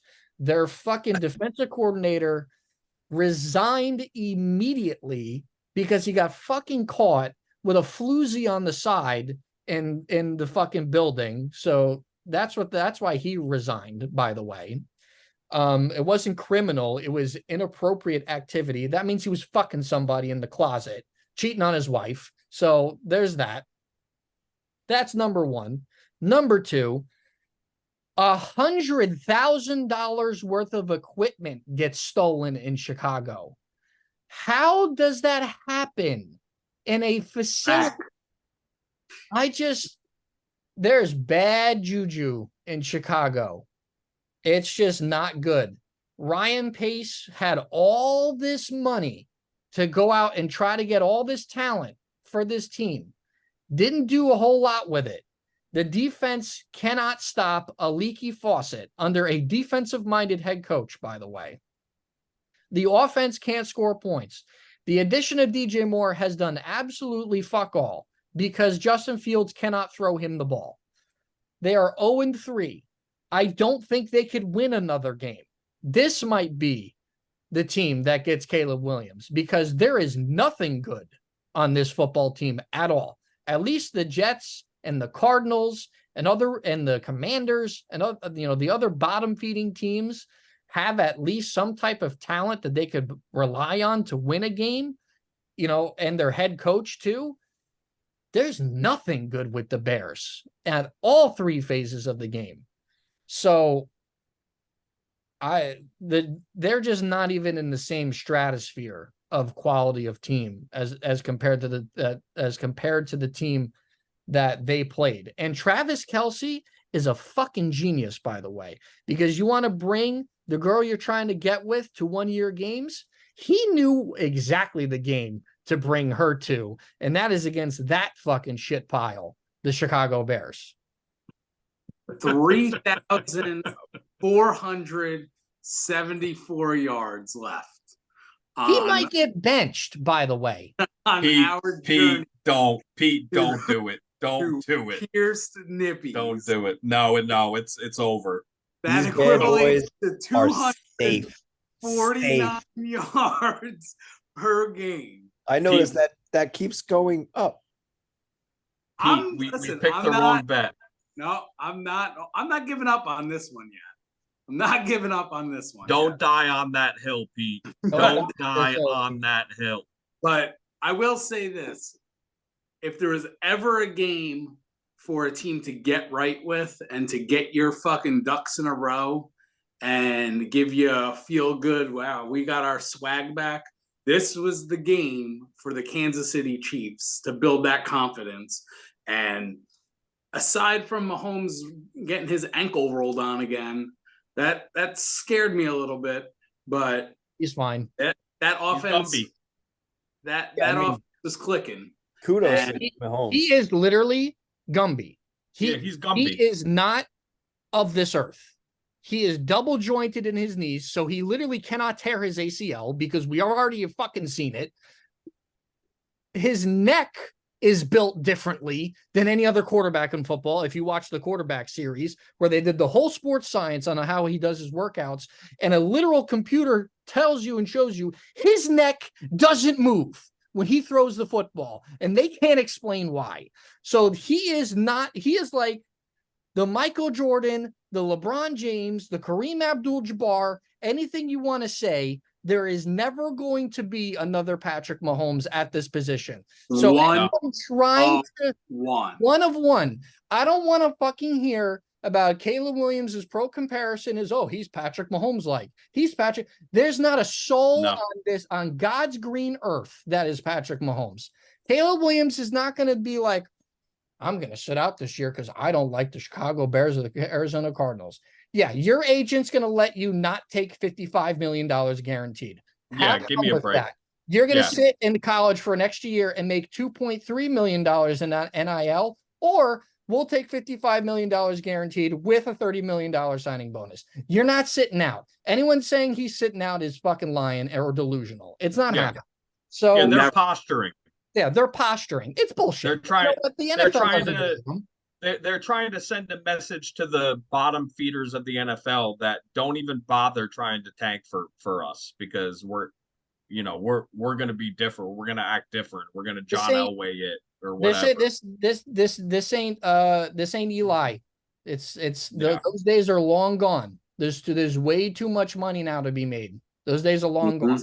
So, in terms of the game itself, the Bear, it looks like Caleb Williams is going to be a Bear, and Patrick Mahomes is fine. He won the Super Bowl on one fucking leg against the best team on the planet, back in February. So I'm not worried about the Chiefs. They always start off slow, but a team like the Bears is a fucking day off for them. Lay up. It's a day off. Ray. They're on B. I mean, it's crazy when you think of like who is the talent on that team. Who's the wide receiver one on the Kansas City Chiefs? Sky Moore, Travis Kelce. It might be Rashee Rice. Yeah, it might be. Rashee Rice looks good. It's amazing that a duo like Kelce and Mahomes can just perform week to week out there just together. When the two of them are on the field together, it eliminates like a defense. It eliminates a defense because the defense has no answer. And we've seen it for years now, and no one has an answer. No one. Nope. You have to wait for them to beat themselves. Guess what? They couldn't find an answer for Michael Jordan either. Yeah. You know who had the answer for Michael Jordan? Father Time. And that was it. That's going to be the same thing. It's going to be the same exact thing. Yeah. When Kelce is in there and as a defense, when these coordinators are scheming against this shit, you could condense the field all you want to try to take him away. And that's when Mahomes is going to beat you on the outside with one of these kids who could burn. I mean, so yeah, the recipe is still there for the Kansas City Chiefs to be champions again. I mean, it just is. They haven't looked great the other two games, and this was a really inept team. As Zach said, they're probably going to pick first, but yeah, I mean the recipe with Travis Kelce is there for them to be good, and if Pacheco stays healthy, they'll be fine. it's almost safe to say, safer than my nipples are right now, that it's going to be Niners Chiefs in the Super Bowl. Yeah. It's going to be. It's Yeah, it might be. It's all roads right now lead to that. Maybe Philly. Maybe I can't even think of another team. Like Philly, I think is the only other team that could possibly get in there. But If the right if now, the all roads lead to Dolphins that. The if the Dolphins, yeah. if the Dolphins could run the ball later in the year and play defense, they will be a really tough out. Even for the Kansas City Chiefs, they'll be a tough out. Yeah. And All right. as far as the Bears go, I mean, again, I have been anti Justin Fields forever. I don't like Ohio State quarterbacks. I don't, and Zacho knows this. Him and I have talked about it at length.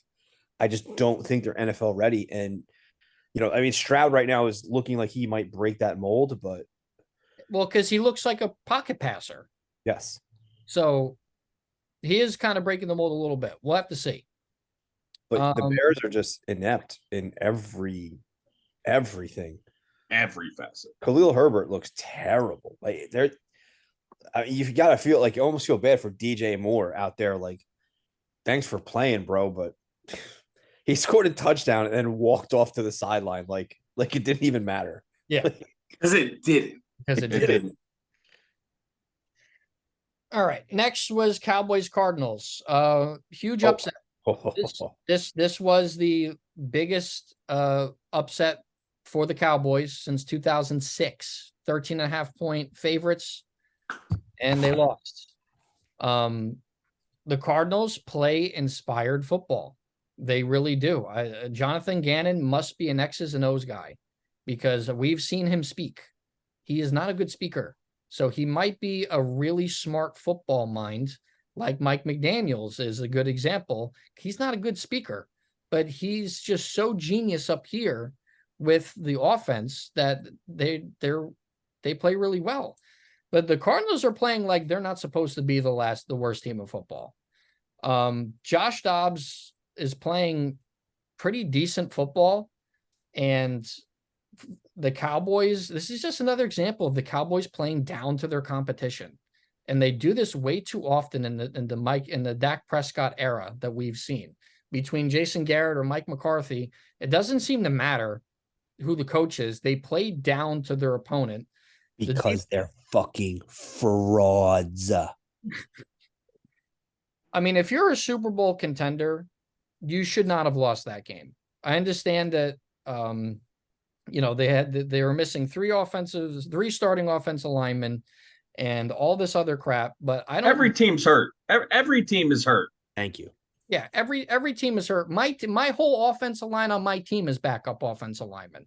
So it is what it is. Dak Prescott didn't look great, and there's not a whole lot of talent on the Cardinals defense. So I don't understand why they had any real issue, scoring points on them. My team went and dropped 31 on them in a half. So I don't know how the Cowboys couldn't at least put that same number up. So I don't know what happened. Maybe this was just an any given Sunday example where the Cardinals just decided to not lay down and die, but the Cowboys fully expected to walk in there and just steamroll them, and the Cardinals punched them right in the mouth, and the Cowboys didn't recover, and that's just what it was. The Cowboys are frauds. Listen to me. I am so fucking sick of all these little star-wearing motherfuckers that run their fucking yaps. And you know the motherfuckers I'm talking about because they're in the fantasy groups, and we've dealt with them our whole fucking lives. All they do is run their fucking traps and just talk. This is karma. This is what happens when you fucking build your team up to be, we're the Dallas Cowboys. Shut the fuck up. Exactly what you said, Zacho. Any given Sunday, a team can show up and punch you in the mouth. If you're a complete team and you're a Super Bowl contender, Joshua Dobbs and the Arizona Cardinals of right now do not come in there and fucking embarrass you like that. And you should be. If you're a Dallas Cowboy fan right now, you should be embarrassed. You should be almost as mad as every one of us in this podcast because your team is an embarrassment. And it's for multiple reasons. You are playing incomplete football, right? I'm not a Dak hater. I think Dak is a good quarterback. I really do. But it's inexcusable that you have the wide receiver core that he has and you're not producing. And like that one interception he threw, who were you throwing to? Oh, yeah, Who the it was bad. fuck were you throwing to? That is bad That was football. bad. And Bad. you know what? Tony Pollard had a great game. He did. He So, did. Listen, their what- running back what- core what is was- complete. Yeah, what was They have the potential to be a complete team. And this is why I get so fucking worked up about all these star wearing motherfuckers, because they just run their fucking mouths and they don't like, and then all of a sudden one bad game and all of a sudden they crawl back into their holes. And then 2 weeks later, oh, who them boys? Yeah, who is them boys? My favorite fucking meme on the internet right now is the one that happens every year with just checking in to still see if you're still them boys, right? And it fills the fuck up. And the fact that Josh Dobbs is the first one on that motherfucker, oh, it makes me so goddamn happy. It's ridiculous. Like, great, you dropped a 40 burger on the fucking Giants week 1. Good for you, right? You are an incomplete team and you're fraudulent, and you're not going to make the playoffs playing football like that because you're a fraudulent fucking team. Yeah, they didn't play anybody in week 2 either. I mean, they beat up against a team that has no offense. Yeah.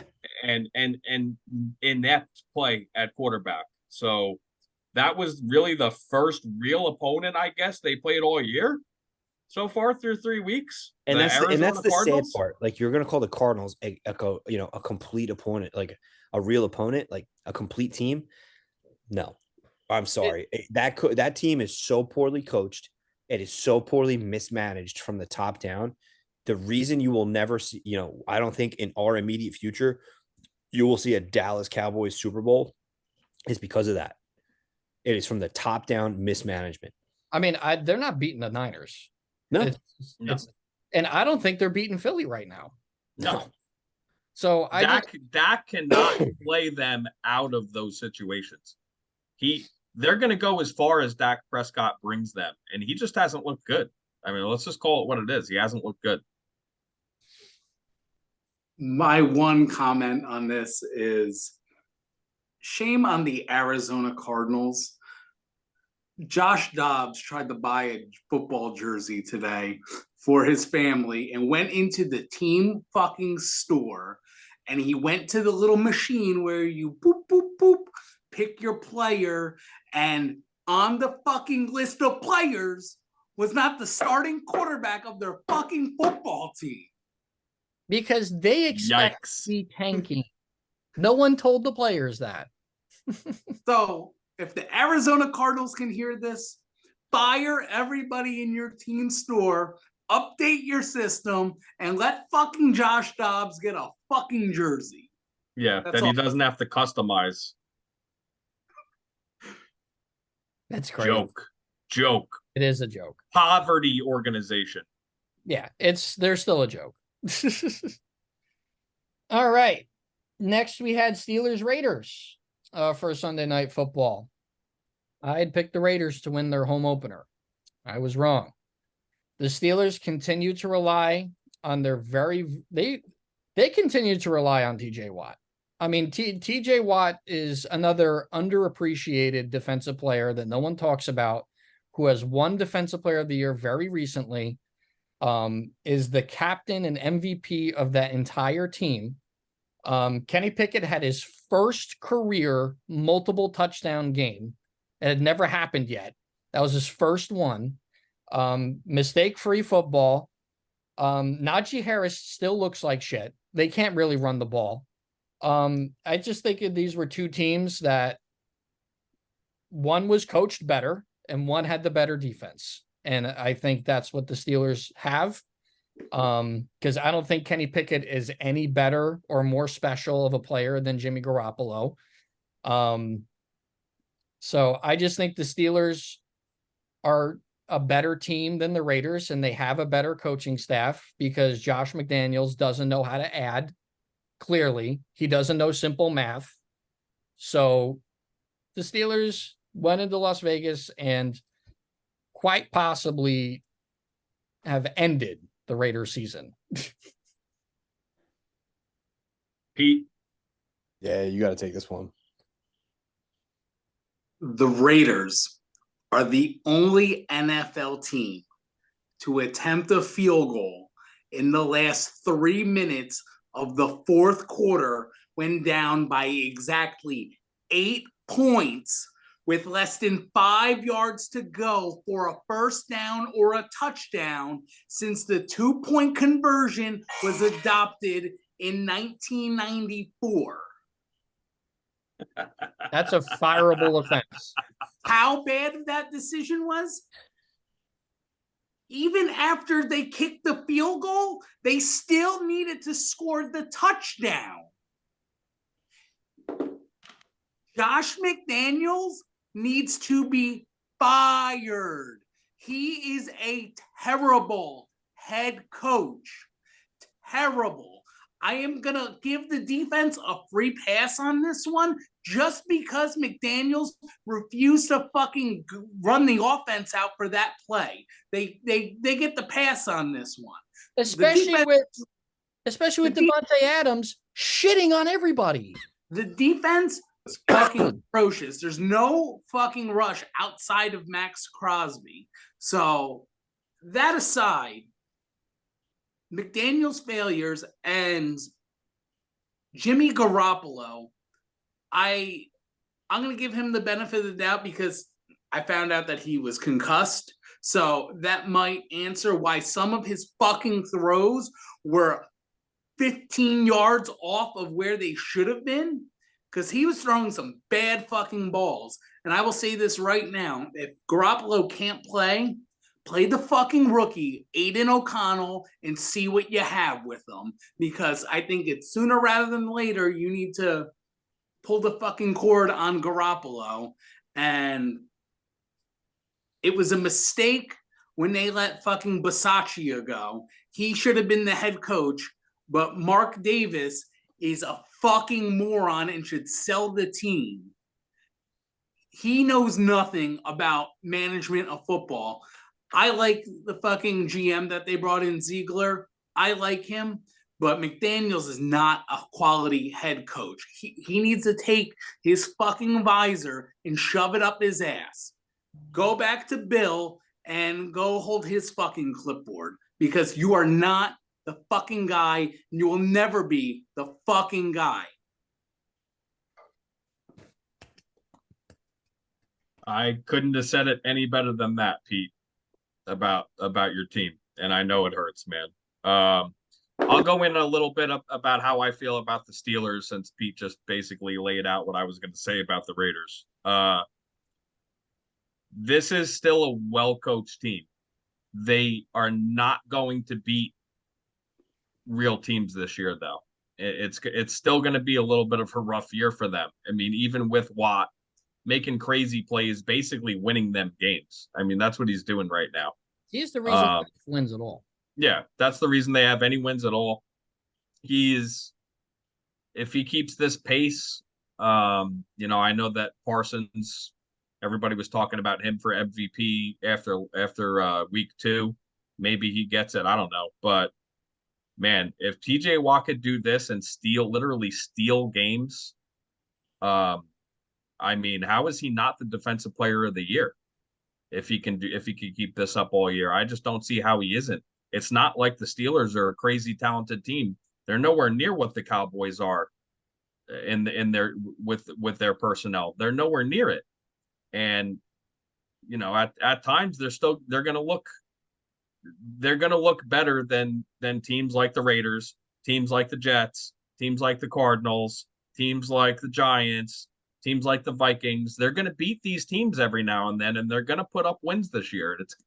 That might surprise some people. It doesn't surprise me. That Mike Tomlin has always been a real coach. That hasn't changed. And no, yeah, so the Raiders lost this game not because of talent, because of coaching. Yeah, and TJ Watt he's one of one as well. Yep. And he's one man on that fucking team that just put the defense on his back. Every fucking game he does that. Puts a team on his back. It's a whole team. Like it's the whole team. Yeah. Talent level, that team is fucking terrible. Yeah, it's a terrible team. They have nobody. They really have nobody. I mean, even offensively, when you look at it, their line is shit. They have no explosion out of the backfield. They have a Najee reliable Harris possession looks- target in their tight end. They have one guy who can make plays on the outside for them right now. They're a fucking abysmal team the way that they've been put together. So, yeah, the Steelers aren't going to win the Super Bowl this year. That's my hot take for this one. Again, I think that's really well said. I mean, there's not much more you can really break down about the Steelers or the Raiders. The Steelers are clearly in a mode of we're not expecting to win right now. We're just kind of letting people play out and see what we have and work around it. I mean, you've seen a steep decline in Najee Harris. And again, like me and Pete were talking about the other day, the dude continues to break my fucking heart because all he does is run with cement in his feet. No explosion.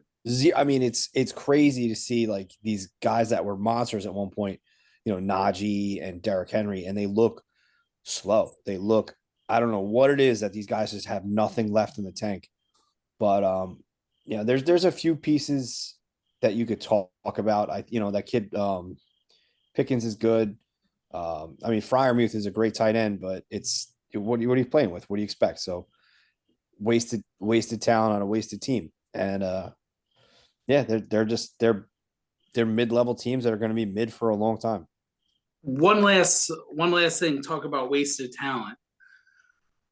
Again, the Raiders have a generational wide receiver that they are fucking wasting. Pete, is there any Davante truth Adams, is he trying to get traded? Davante Adams, if they don't fucking turn it around and figure something out, he's gonna walk. And I don't blame him because he came to the organization, one, because hometown kid, grew up loving the fucking team, and then he was playing with his best friend. And what did they do? They fucking ran his best friend out of town, and they left him to fucking die on the sidelines. Davante Adams can only do so much, as it was shown on fucking Sunday. The guy played out of his mind, and it still wasn't enough. So the Raiders need to.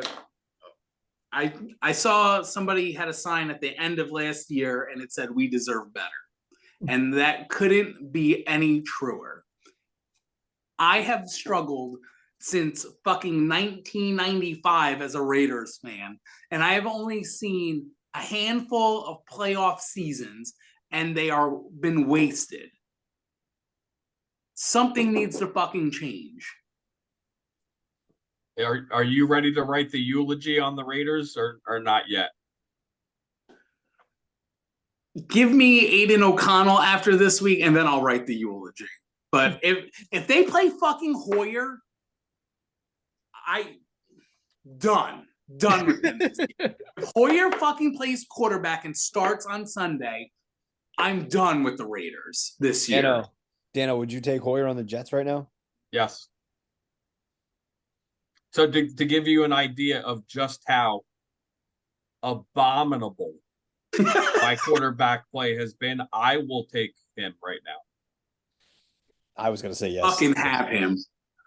If fucking McDaniels plays Hoyer instead of O'Connell, I am done with the Raiders this year. There you have it. Next. Switching to Monday Night Football. They're doing double headers, I guess, until bye weeks start. I don't like these double headers, but I love the 7:00 start though. I love the 7:00 game. I love the 7:00 start. I'll give you that. Eagles Bucks was the first one.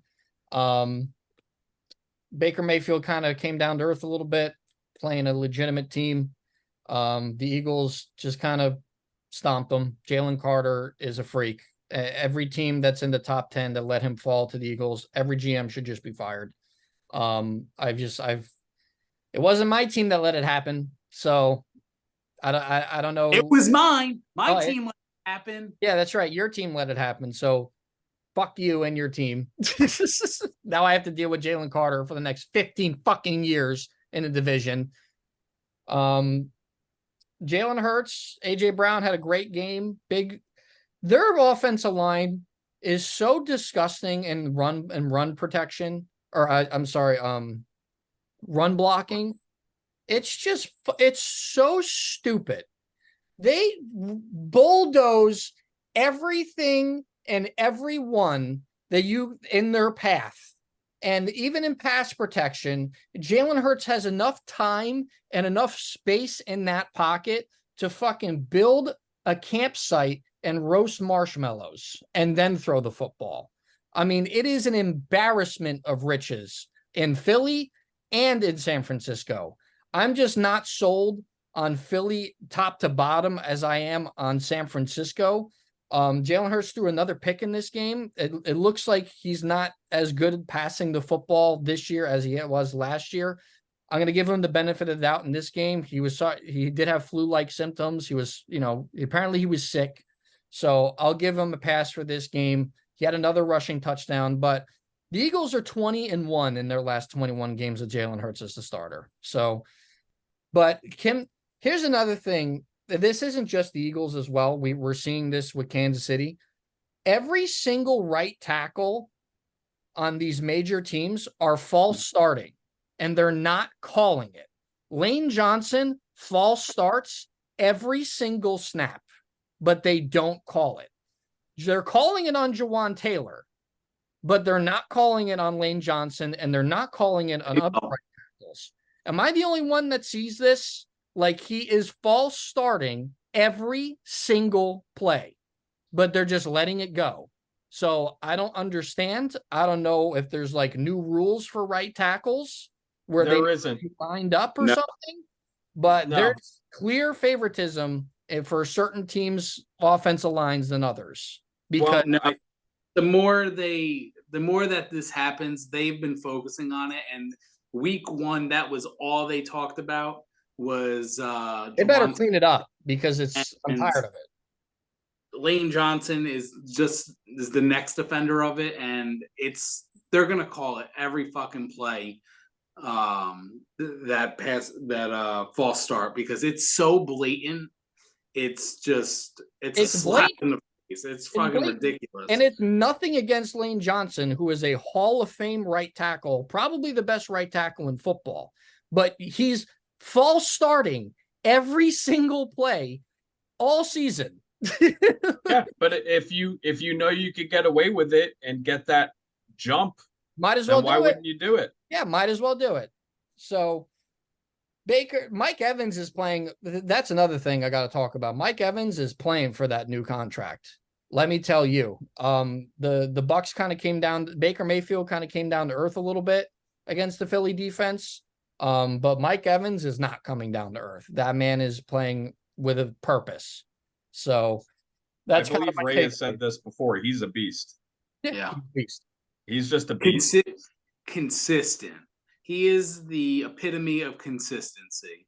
Yep. But I just 2 words. Tush push. That is the most unstoppable short yardage play you can come up with, and next year it's not going to be allowed. It's not going to be allowed. You're right. They're going to ban it. Yeah, 100% of the time should work. Nothing like fucking 2 or 3 fucking 6'5", 250-pound monsters shoving another man forward. They were literally dragging Jalen Hurts by the fucking collar across the line of scrimmage. Yep. It's unbeatable, and it's the most guaranteed short yardage play. Every team in the league should be doing that when it comes to a 1-2 yard short yardage situation. If you're not doing it, you're not paying attention to the rest of the league. And I agree. And it's supposed to be a copycat league, but this has been going on now for over a year, and we haven't seen any other team do it. I'm shocked by that, actually. Like, when are we going to start seeing other teams do this? Because they can't do it. I don't know how. I don't get where other people are seeing this, because I've had a couple people tell me, Rich and John and other people have been telling me, yeah, other teams are doing it. Are they doing it like this? No, No, the Eagles. no The other Eagles have team the is only. doing this. The Yeah, Eagles not have the seen only offensive line that's capable of doing it. That's Yeah. why it's being done. They have the ability and the IQ, the football IQ to actually do it. That's why it's so good there because it works there. It doesn't work.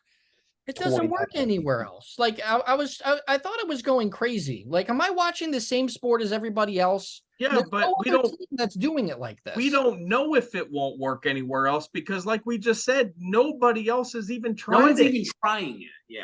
Yeah, they're not Imagine, trying. imagine if Cam Newton did this, if they did this with prime Cam Newton. It'd be unstoppable. It'd be totally unstoppable, just I don't like know we're why. seeing now. You want to know why teams aren't doing it? Because they know they can't do it. I don't know. I think a lot of these teams, like the 49ers of the world, are so worried about getting their quarterback hurt. The Eagles just aren't fucking worried about it. They're Yeah. not. Because Jalen Hurts is a fucking horse. So they Yeah. don't care.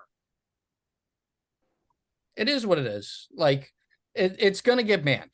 I had a huge debate in one of my chats with Jason and Rich and John, and they're saying, "Oh yeah, it's blockable." Yeah, I've seen it blockable.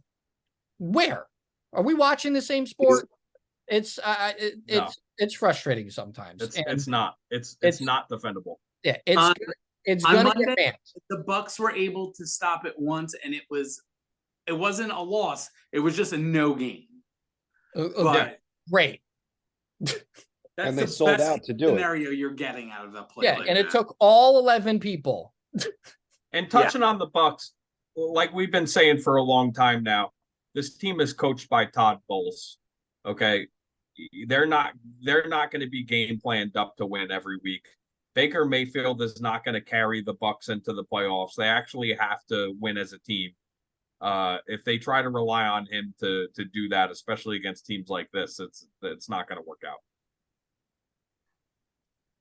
I have some slight news here that we have to touch on a little bit, and I know it's for Dan's head to just explode a little bit. Oh boy. Rich Cimini. I don't know if Dan, you read Rich Cimini's latest report today. No.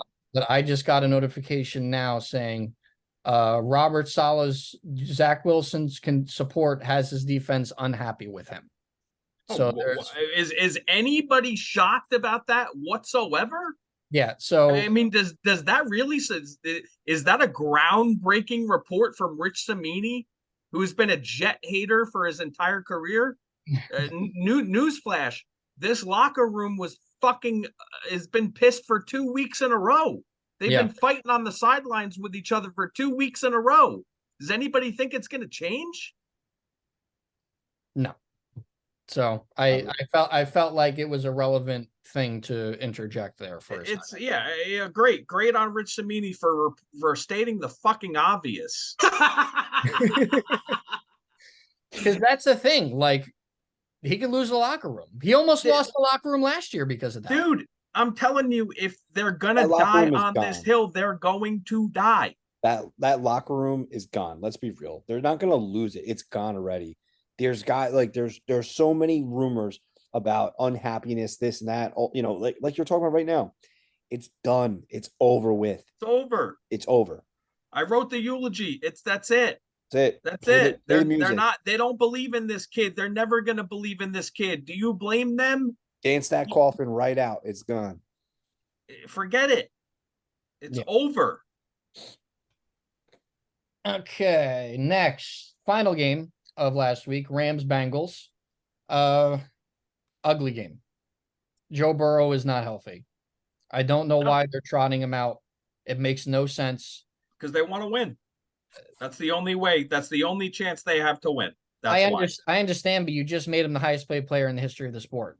How about you protect him? Like, he's been hurt. He's been hurt every year.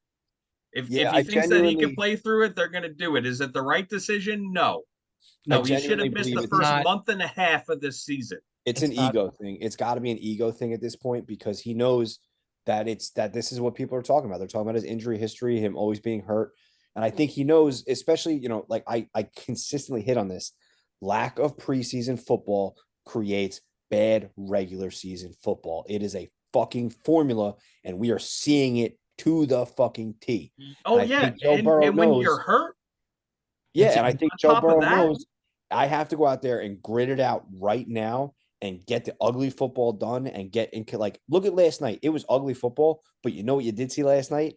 Him and Jamar Chase get back on the same fucking plane and they fucking connected and they looked like the team of old. By the end of that game, the Bengals were putting it together and they were fucking clicking where they needed to click. You have you have T. Higgins dropping really like in the numbers passes, which is abysmal. You have a lot of different things going on, but yeah, it's clear as day. Joe Burrow is hurt, and the reason for that Joe Burrow is playing bad football is because he's hurt. You know, the Rams defense isn't terrible, but Aaron Donald is still Aaron Donald, and he's in your face at all. I look at it, and obviously I'm a Joe Burrow homer, fully admitted, but I look at last night as, you know, it's a big win for them, and it's a big win for him to get back to playing Joe Burrow football. So take it what you will. That was an important game for him to try it out there and go. And this week, now you got the Tennessee Titans, which that is a meatball. Like you'll see in a couple of minutes, like that is my fucking that's a game that's super important for them to go out there and do their thing and get back to, you know, and then what you're 2-2 and the ship is not Looking right, good. but the ship is in the right direction. Mm-hmm. The one thing that you didn't touch on, a big factor in that win for the Bengals, the defense stepped up yesterday. Oh yeah, That front push. Trey Hendrickson is incredible. Friggin' Stafford was under duress That the entire night. He did not have a clean pocket. He was moving around, and they kept him off balance the entire. Never got into a rhythm, and that was a big factor of them pulling out the dub. But you know why I don't feel bad for the Rams? Because fuck them picks.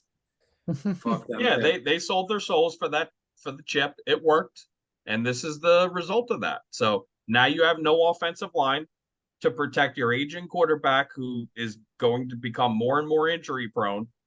And yeah, I mean, there's only so much that Aaron Donald could do. If Stafford is healthy, they're always going to have a shot to win. But yeah, I agree with what you're saying, Ray.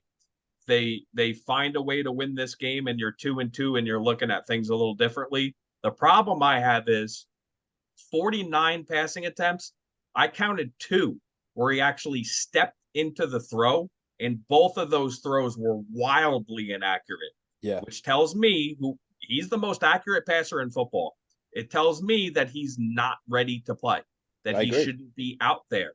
No, listen, I fully wish they had said, fuck it, shut him down, give him the early IR tag, and then, hey, we'll see you week 5, kid. See you week 5. Yeah. Dude needs to try to steal a game or two. His fucking legs are fucking toothpicks. That guy needs to do some fucking calf raises and build something up, dude. Because you know what? He is every bit the classic pocket passer. Oh, every bit of it. Yeah, every bit. And you know what? If you don't protect the calf, that leads to Achilles injuries. Like, do you want that for Joe Burrow? I just felt like like Ray said, you should have just shut him down, put the early IR, have him come back week 5. The team is good enough where your backup quarterback probably wins you a game or two, whether that be AJ McCarron or whoever the fuck they have as their backup. Jake Browning. Oh God. So, but again, another situation where a team mishandled the quarterback room and now you're paying for it. So this is the highest paid player in the history of the sport. Protect your investment. You should have sat him. You should have shut him down. But now you can't, because now he's like, no, I'm going to play. Now I'm going to play. Yeah, they can't tell him no now. Yeah, you can't tell him no now. That ship has sailed. So that's just what my problem was with it. The Rams are the Rams. Whatever. This is who they are. They have no picks. They sold their souls. Whatever. All right.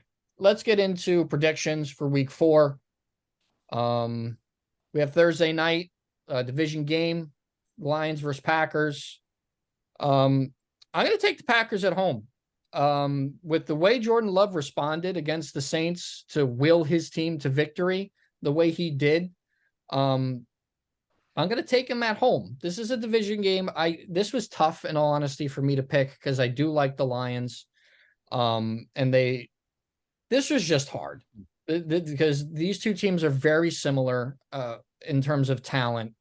But Jordan Love showed me something, and they're at home in Lambeau. The Lions have difficulty playing in Lambeau. I'm going to take the Packers. I'm going to go Lions here. I think Lions have enough weapons to really put it on to that Packer defense. I think the Packer defense is going to be tired from giving it all on Sunday and not going to be recovered enough. I like the Lions defense enough to say that I don't think Jordan Love is going to have the same game as he did in New Orleans. And I think it's a fluke. I don't think Jordan Love is this great quarterback that everyone talks about. I think that game is a fluke. Good for them, but so it is what it is. Packers at home. They're getting Aaron Jones back. They're Christian Watson's supposed to play. I like Dan Campbell and the Detroit Lions, but I think the Packers outplay them at home. Yeah, I have the Packers getting 1.5 in this game. I think that the team's going to be inspired with that. That was a big win for a young quarterback on the road against a good defense. I can't take that away from him. I don't know if Jordan Love is the answer or not, but that was pretty good. So I think that they're going to be rolling with some energy at home. And yeah, give me the Packers plus 1.5. All right. Next, we have Falcons, Jaguars. I'm going to take the Jaguars. I think they bounce back here. The Falcons do have a talented defense, but Desmond Ridder is just pitiful. If I'm picking this game based on the quarterbacks, it's not a contest. The Jaguars have more talent overall. I think they have the better coach in Doug Peterson. Because the misuse of a lot of the offensive weapons in Atlanta, mainly due to their ineptitude at the quarterback position. I'm taking the Jaguars at home. I'm also going to take the Jaguars here. I think this is a bounce back game. The Jaguars are at their second home in London, 9 a.m. game, which thank God I love those long football days. I think they right the ship. I think everybody gets right. I think Calvin Ridley bounces back. I think Etienne bounces back. I think the Jaguars have a complete game. I think the Falcons make it fun. I think they have enough weapons to make it fun, but Jaguars walk away with it. It's London. I think the Falcons pull this one off. The Falcons defense has been above average, and I think they control the game on the ground. This is a prove-it game for me for Trevor Lawrence and the Jaguars. This was tough for me. I'm taking the Jaguars laying 3, as Ray said, at their second home. But yeah, they need to show me something after last week. I might be a little bit more reluctant to pick them, but in this matchup against the Falcons, they should win. But yeah, I could see that scenario playing out where, the Falcons control the game through the run and find a way to win at the end. But for now, I'm taking the Jaguars laying 3. All right. Next, we have Rams, Colts. I'm taking the Colts. Anthony Richardson's supposed to be back. With how Shane Steichen and the Colts performed in Baltimore against the Ravens, I'm pretty confident in them beating the Rams here at home. So I'm going to take the Colts. I'm going to go Rams here. I think that the Rams, I think they emphasize protecting Matt Stafford after that embarrassment on Monday night. I think they have some good weapons left. I like their young core in Puka Nacua.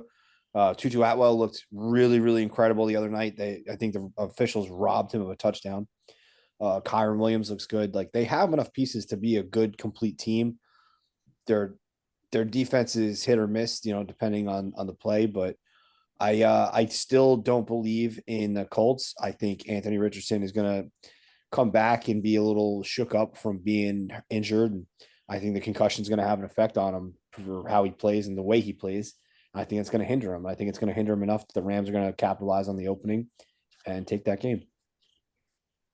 Yeah, I'm going to disagree with you, Ray. I think Richardson comes back, and he comes back in a big way. I think he puts the team on his shoulders, and he fucking shoves one down the fucking Rams' throat, and I think they pull it out at home. Yeah, I've got the Colts laying a point with Richardson coming back. I think he'll make enough plays against the Rams. I think they'll win a close game. All right, we got Ravens Browns. This one was tough. Division game. These games are these AFC North games are just fucking. They're just brutal. They're slugfests, man. You never know who's gonna win. But I really liked what I saw out of the Browns last week. I didn't like what I saw out of the Ravens. The Ravens are still dealing with injuries to their offensive line and overall, just in general, especially to their defense. I'm going to take the Browns. I'm going to take the Browns at home. I think Watson continues to build on the performance that he had last week. I think Jerome Ford and Kareem Hunt get more complementary with each other behind the offensive line.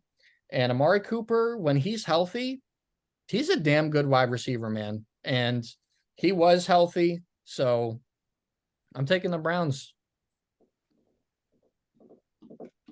I'm going Ravens here. I think the Ravens again. I think they fixed the problems. I think a big issue with last week was a lack of Mark Andrews usage. I think they just fixed a little bit. And like we said, these AFC North Division games are slugfests. And I think when you line up the two teams, the Browns and the Ravens, I think the Ravens have the ability to withstand that slugfest.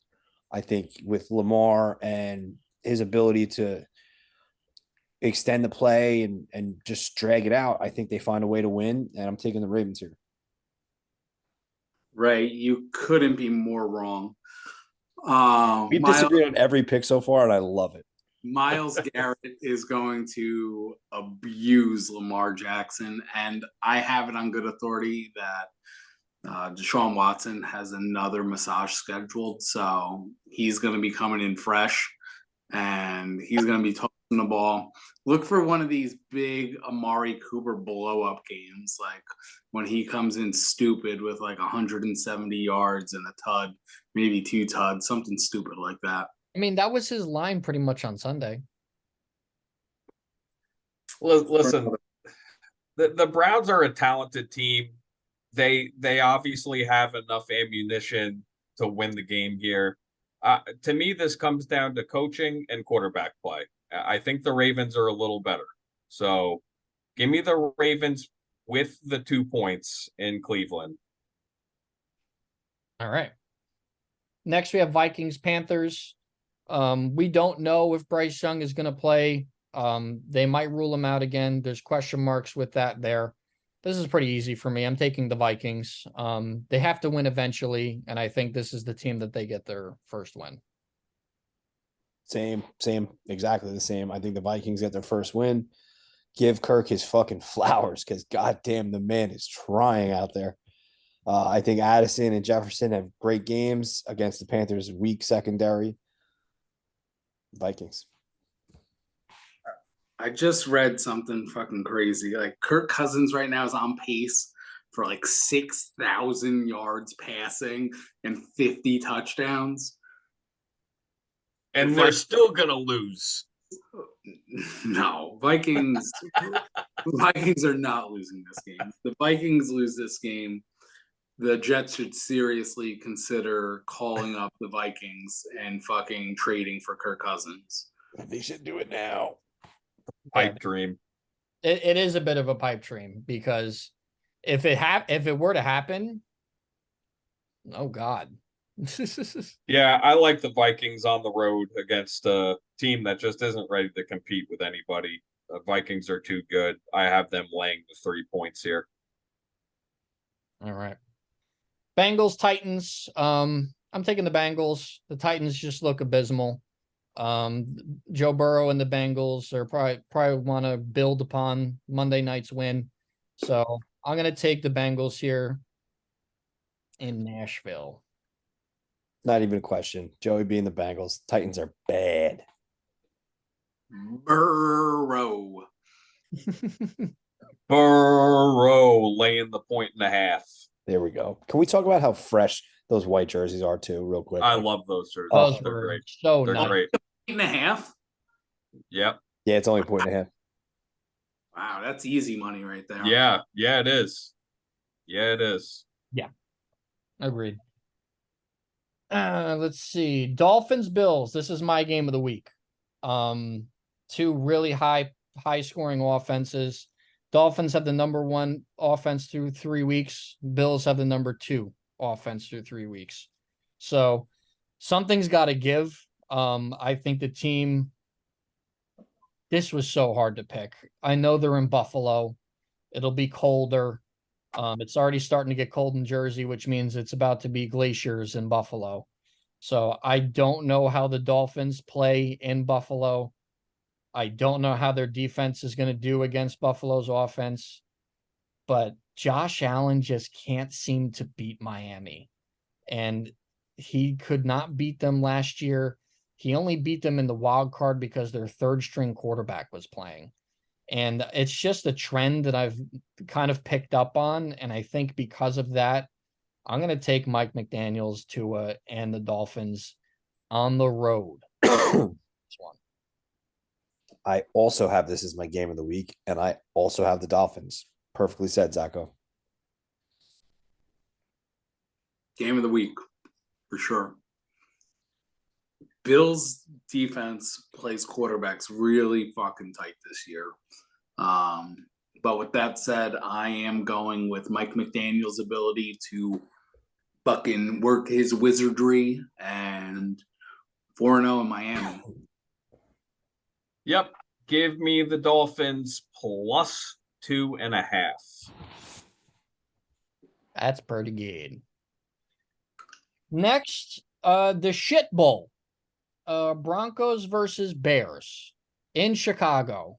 One team has to win, right? One Do of them they? has to win. Oh, they Do could they have to win? They They don't. could tie. They don't have to, but hopefully we get a win. I don't know. I have no idea who's going to win this game. Which team is going to be not as shitty? Because both teams look just as shitty. I'm just going to take the Bears at home. I'm just going to do it. I have no analysis or real reason why I'm picking the Bears at home. I'm just picking the home team. I'm so anti Justin Fields that I'm picking the Broncos and letting Russ cook this Bears team. I'm so anti Sean Payton. That's why I'm picking the Bears. You know what? That's my reasoning. There you I'm go. so anti Sean Payton that I'm picking. I have a feeling the rest of this is going to say the same thing. I'm so anti-Ray not having his nipples pierced that I am going Justin Fields 400 yards passing the Bears. Sorry, guys. This is the one game that I left out. Okay. The Broncos are 3.5-point favorites against the Bears. You know what? They have Russell Wilson, who is right now still better than Justin Fields. And I have to think, even though I fucking hope they lose, that Sean Payton is still a better coach than Matt Eberflus. So I'm actually going to take the Broncos, laying the 3.5 in Chicago. All right. Next is Commanders versus Eagles. I'm picking the Eagles here to go to 4-0. Sam Howell just ain't it. Commanders just ain't it. Taking the Eagles in Philly. In my lock of the week, I am picking the Eagles. I think this is a bloodbath. Sam Howell is caca doo-doo, and that's it. Jalen Carter is going to feast against the fucking Commanders. And look for the tush push, 2 tugs for Jalen Hurts. Yeah, if the Eagles were laying 14 points in this game, I would take them. They're laying 7. So, Easy. yeah, I'll take Philly. Next is Steelers Texans. This one was a tough one for me to pick too. Because they're in Houston. I'm still kind of fighting with it because I was so sure that the Steelers were going to lose to Vegas on the road, but the Steelers travel well, man. The Pittsburgh faithful is so crazy, and I got a taste of that when I visited Pittsburgh over the weekend for the folks' anniversary. That fucking city lives and breathes Steelers football like I have never seen before. Like living in Jersey, we have like three choices: Jets, Giants, Eagles, and you have your Steelers fans kind of filtered in a little bit. But when the fucking bridges in Pittsburgh are literally yellow and there are 10 different Steelers stores for memorabilia, shirts, and jerseys, that there's a reason why that city, those fans travel. And I'm going to pick the team that has the better coach, that has the better defense. I'm going to take the Steelers on the road in Houston. I actually picked the Texans on this one. I I agree with everything you're saying there, Zach, and I do think that it's going to come down to a defensive battle. I do like the chemistry that CJ Stroud has with his receivers right now. Um, I really like what they're doing on offense and just having fun. Like that's a team that has the lowest expectations, and they're just going out there and kind of just balling out. Like CJ Stroud looks like he's having fun out there. D'Amico Ryans is a good coach, which I mean, it's hard to judge him right now because there's not enough tape. But I do think that this is a good coaching battle. It's a good battle of two teams with really low expectations. But I'm gonna take the Texans to pull it out, and those young kids in Texas are gonna have themselves a day. Young blood. Tank Dell currently has more receiving yards than Jamar Chase and Debo Samuel. More receptions than Scary Terry and Calvin Ridley. More tuds than Jefferson and Diggs. They're doing something special with the young bucks down there in Houston. They don't know they're supposed to be losing. So I think that continues and Houston pulls it out. Yeah, no doubt. I agree with everything you guys said about the Texans. They have really good young talent that they can build on, but man, I think that this is going to be a nightmare game for Stroud. And because of that, I think that the Steelers laying 3.5 is a pretty good bet here. I just I don't see him being able to play in a clean pocket, and it's going to be rough for him. I just think TJ Watt and Highsmith are just gonna be all over him Yeah. because the Texans are missing four starting offensive linemen. So if maybe CJ Stroud can show some legs and show some athleticism, but I just think TJ Watt and Highsmith just have a day, and the Steelers do just enough on offense to win. It'll be like when they played the Raiders. They'll win like 24-16. I could see it. Next, we have Raiders Chargers. It doesn't really matter where the Chargers play. There are no Chargers fans. I only know one personally, so that stadium is going to be filled with Raider fans. That's going to be a Raider home game. But I'm not picking the Raiders. I'm picking the Chargers. We don't even know if Jimmy Garoppolo will pass the concussion protocol. If he doesn't, do they start fucking Brian Hoyer? Do they start Aiden O'Connell? Either way, with the way Josh McDaniels is coaching and with the way Justin Herbert is currently playing, I'm taking the Chargers. Yeah, I mean, you got to pick the Chargers here just because simply after what you saw out of Vegas the other day, it's just hard to pick for them. I think the Chargers are the worst coached team in the NFL by far, but the Raiders aren't that far behind either. So this is the battle of the two really, really badly coached teams. I just think that the Chargers have a little bit more talent to. They have the better quarterback in the end of the day. Yeah, when it comes down to it. I mean, losing Mike Williams is going to be a big hit, but let's see what they do. I'm not going to say the Chargers. Justin Herbert is not going to win this game. This is the game that Josh Jacobs gets right. 200 yards on the ground by Jacobs. Raiders win. Okay. All right, Pete. I need to Yeah, find drugs in Glen Rock. Let me tell you. That's a loyal man right there. You're very loyal. Listen, I don't think that Garoppolo was going to play. If he played, I'd give him a chance. But yeah, I've got the Chargers laying 4.5. If the number was higher, I would still pick them. Next, Cardinals Niners in San Francisco, division game. I'm taking the Niners. I don't think I'm ever going to not pick the Niners. I mean, I understand the Cardinals are playing inspired football. They'll be real happy coming off a win against the Cowboys, but I'm taking the 49ers at home. Not much analysis. Yeah, same. I think the 49ers defense makes Josh Dobbs come back down to earth.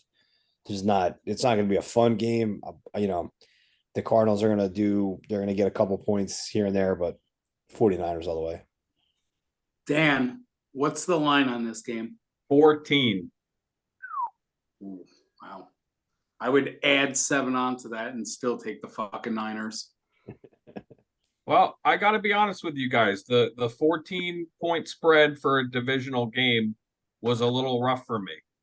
I want to take the Cardinals to cover 14, but in my heart of hearts, I can't do it. So I'm taking the Niners laying the 14 because they're just too fucking good. Next, Patriots versus Cowboys. I'm taking the Cowboys. I think they bounce back after what happened in Arizona. I don't think the Patriots are anything special. I don't think they're a great team. It might come down to who outcoaches who, but the Cowboys should beat this team. This is another game where the Cowboys should beat the Patriots. Hopefully the defense shows up at home. Hopefully Micah Parsons gets a couple sacks because it looked like they were missing Trayvon Diggs last week against the Cardinals too. So we'll see, but I'm confident in picking the Cowboys here. I mean, my brain says yes, pick the Cowboys. They're going to beat the Patriots, blah, blah, blah, blah, blah. But nothing will make me happier than to see that fraudulent Patriots team beat the Cowboys. And, oh, God, it would make me just so happy. It would. Especially I want to see Mac Jones dick tap fucking Dak right on purpose. And Oh, he likes touching nuts. he's a wiener toucher. But yeah, it should be a bounce back game for the Cowboys. They should have a get right game. I expect big things from Tony Pollard. I think Tony Pollard is going to run all over the fucking field and just take control of that game. Cowboys. Right now, Bill Belichick is in a basement right now. And he's got Will Greer and Ezekiel Elliott just fucking dissecting them right now of everything that they know about the Dallas Cowboys. And he is going to fucking shut down the Cowboys on Sunday. Patriots. Wow. You know what, Pete? I could see where you're going with it. You know, everybody just misses the Patriots defense too. The Cowboys couldn't do shit against the Cardinals. Do the Cardinals have a good defense? I don't think so. Patriots are better. For that reason, I'm taking the Patriots getting 7 points on the road because defense travels, special teams travels, and coaching travels. So at least to cover the 7 points, I'm going to take the Patriots. All right. Sunday Night Football, Chiefs Jets. This is my blowout of the week. Unfortunately, I will be at this game. Me and Nick, Pete as well. We will all be at this game watching a slaughter. I think the Jets defense is tired by the second quarter. I think the pitchforks and torches by the Jets players are out and ready on the field for Robert Saleh and Zach Wilson. I think the Chiefs, Taylor Swift's boyfriend and Patrick Mahomes just lay it on him in MetLife. I also have this as my blowout of the week. I mean, I feel bad, but at this point, any Jets fan that is in touch with reality, which I know you guys all are, especially if you're seeing Dano's reaction today. Um, you gotta know what to expect here. I think Zach Wilson is gonna be horrid on Sunday. And I think in the bright lights of Sunday night, I think you will see the like Dan gave he gave the what do you call it? The eulogy. Gave the eulogy, right? This is the part of the funeral where the casket's in the ground and all you Jets fans are gonna throw dirt on They're it gonna and throw just, dirt on it. Well, Yeah. I figured put it to I bed. figured I would give it in advance. Yeah, it's a beautiful thing because what we're about to witness on Sunday night is going to be abysmal. And Hammer all the Kansas City Chiefs player props. oh my God. And whatever, if there's a Zach Wilson over under, hammer the under.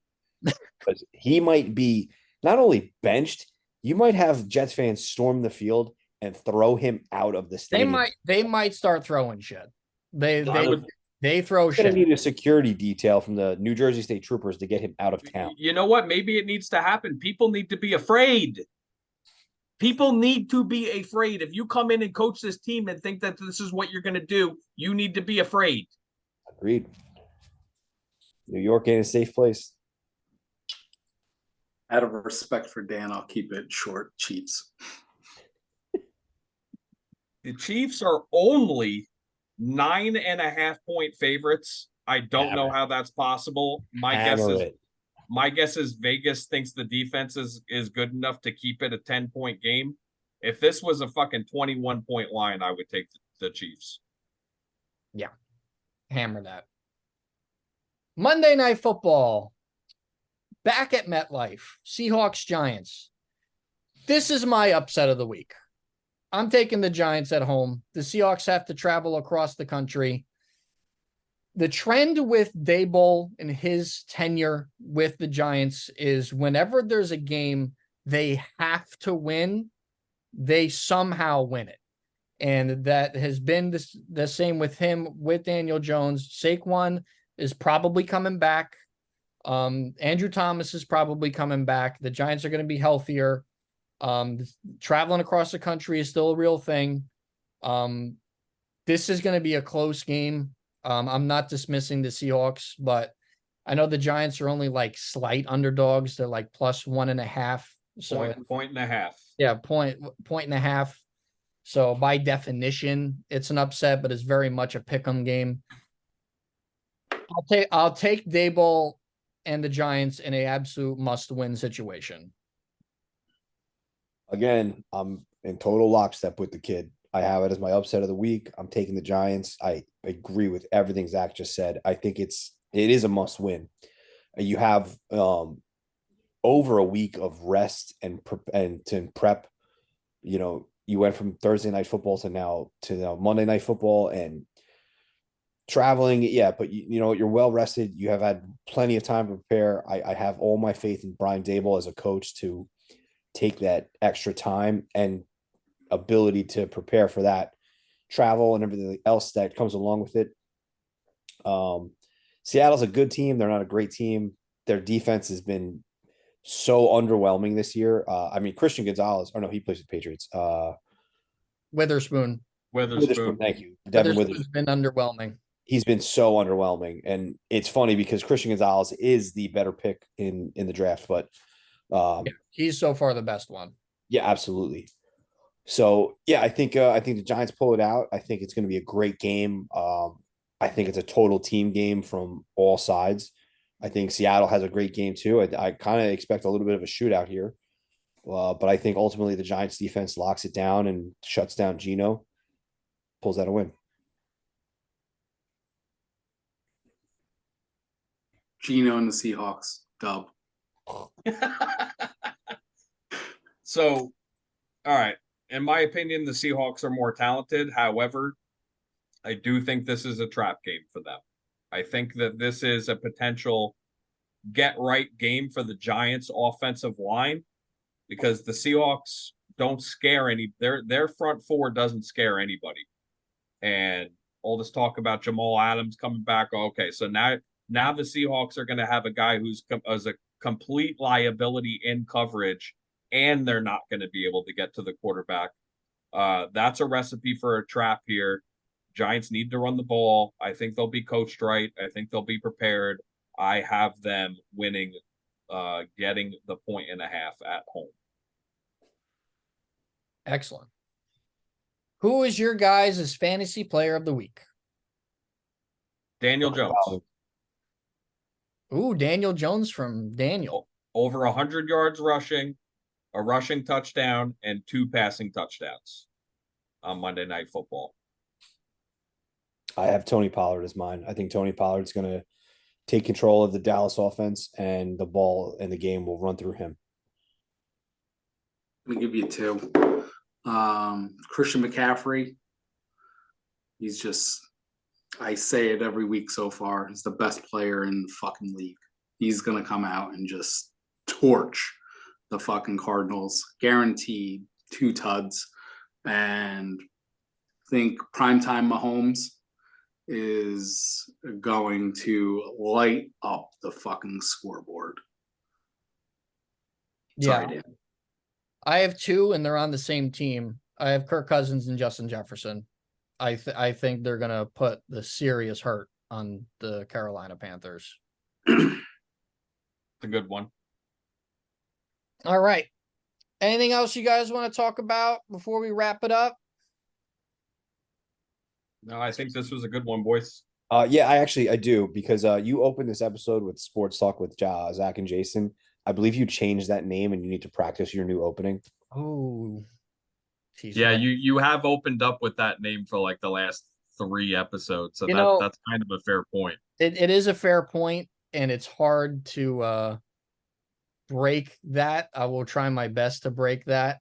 I just wanted to end this episode with violence, because it was violent from the start and violent all through. It was very violent right from the get-go, and I very much appreciated it. Yeah.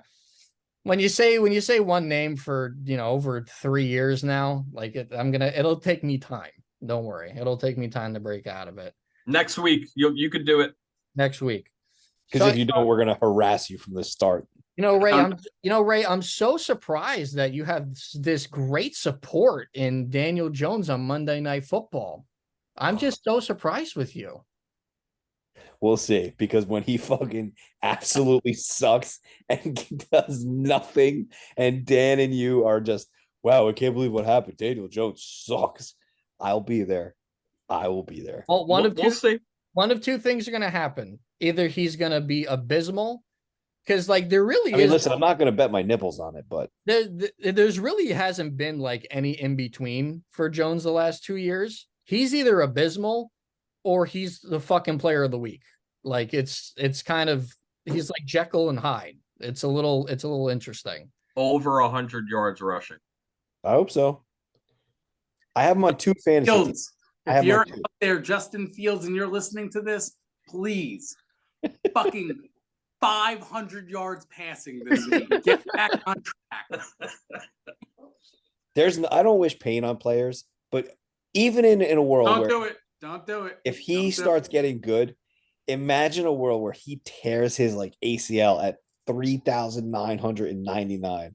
You see, just because you said that, Saquon's coming back on Monday, and he's going to get stuck in the turf, and he's going to blow his knee out. That's apologize. Nope. I can use it. It's 11. Both of you. I can use it. 1, 2. Apologize. I'm sorry. Nope. You know what?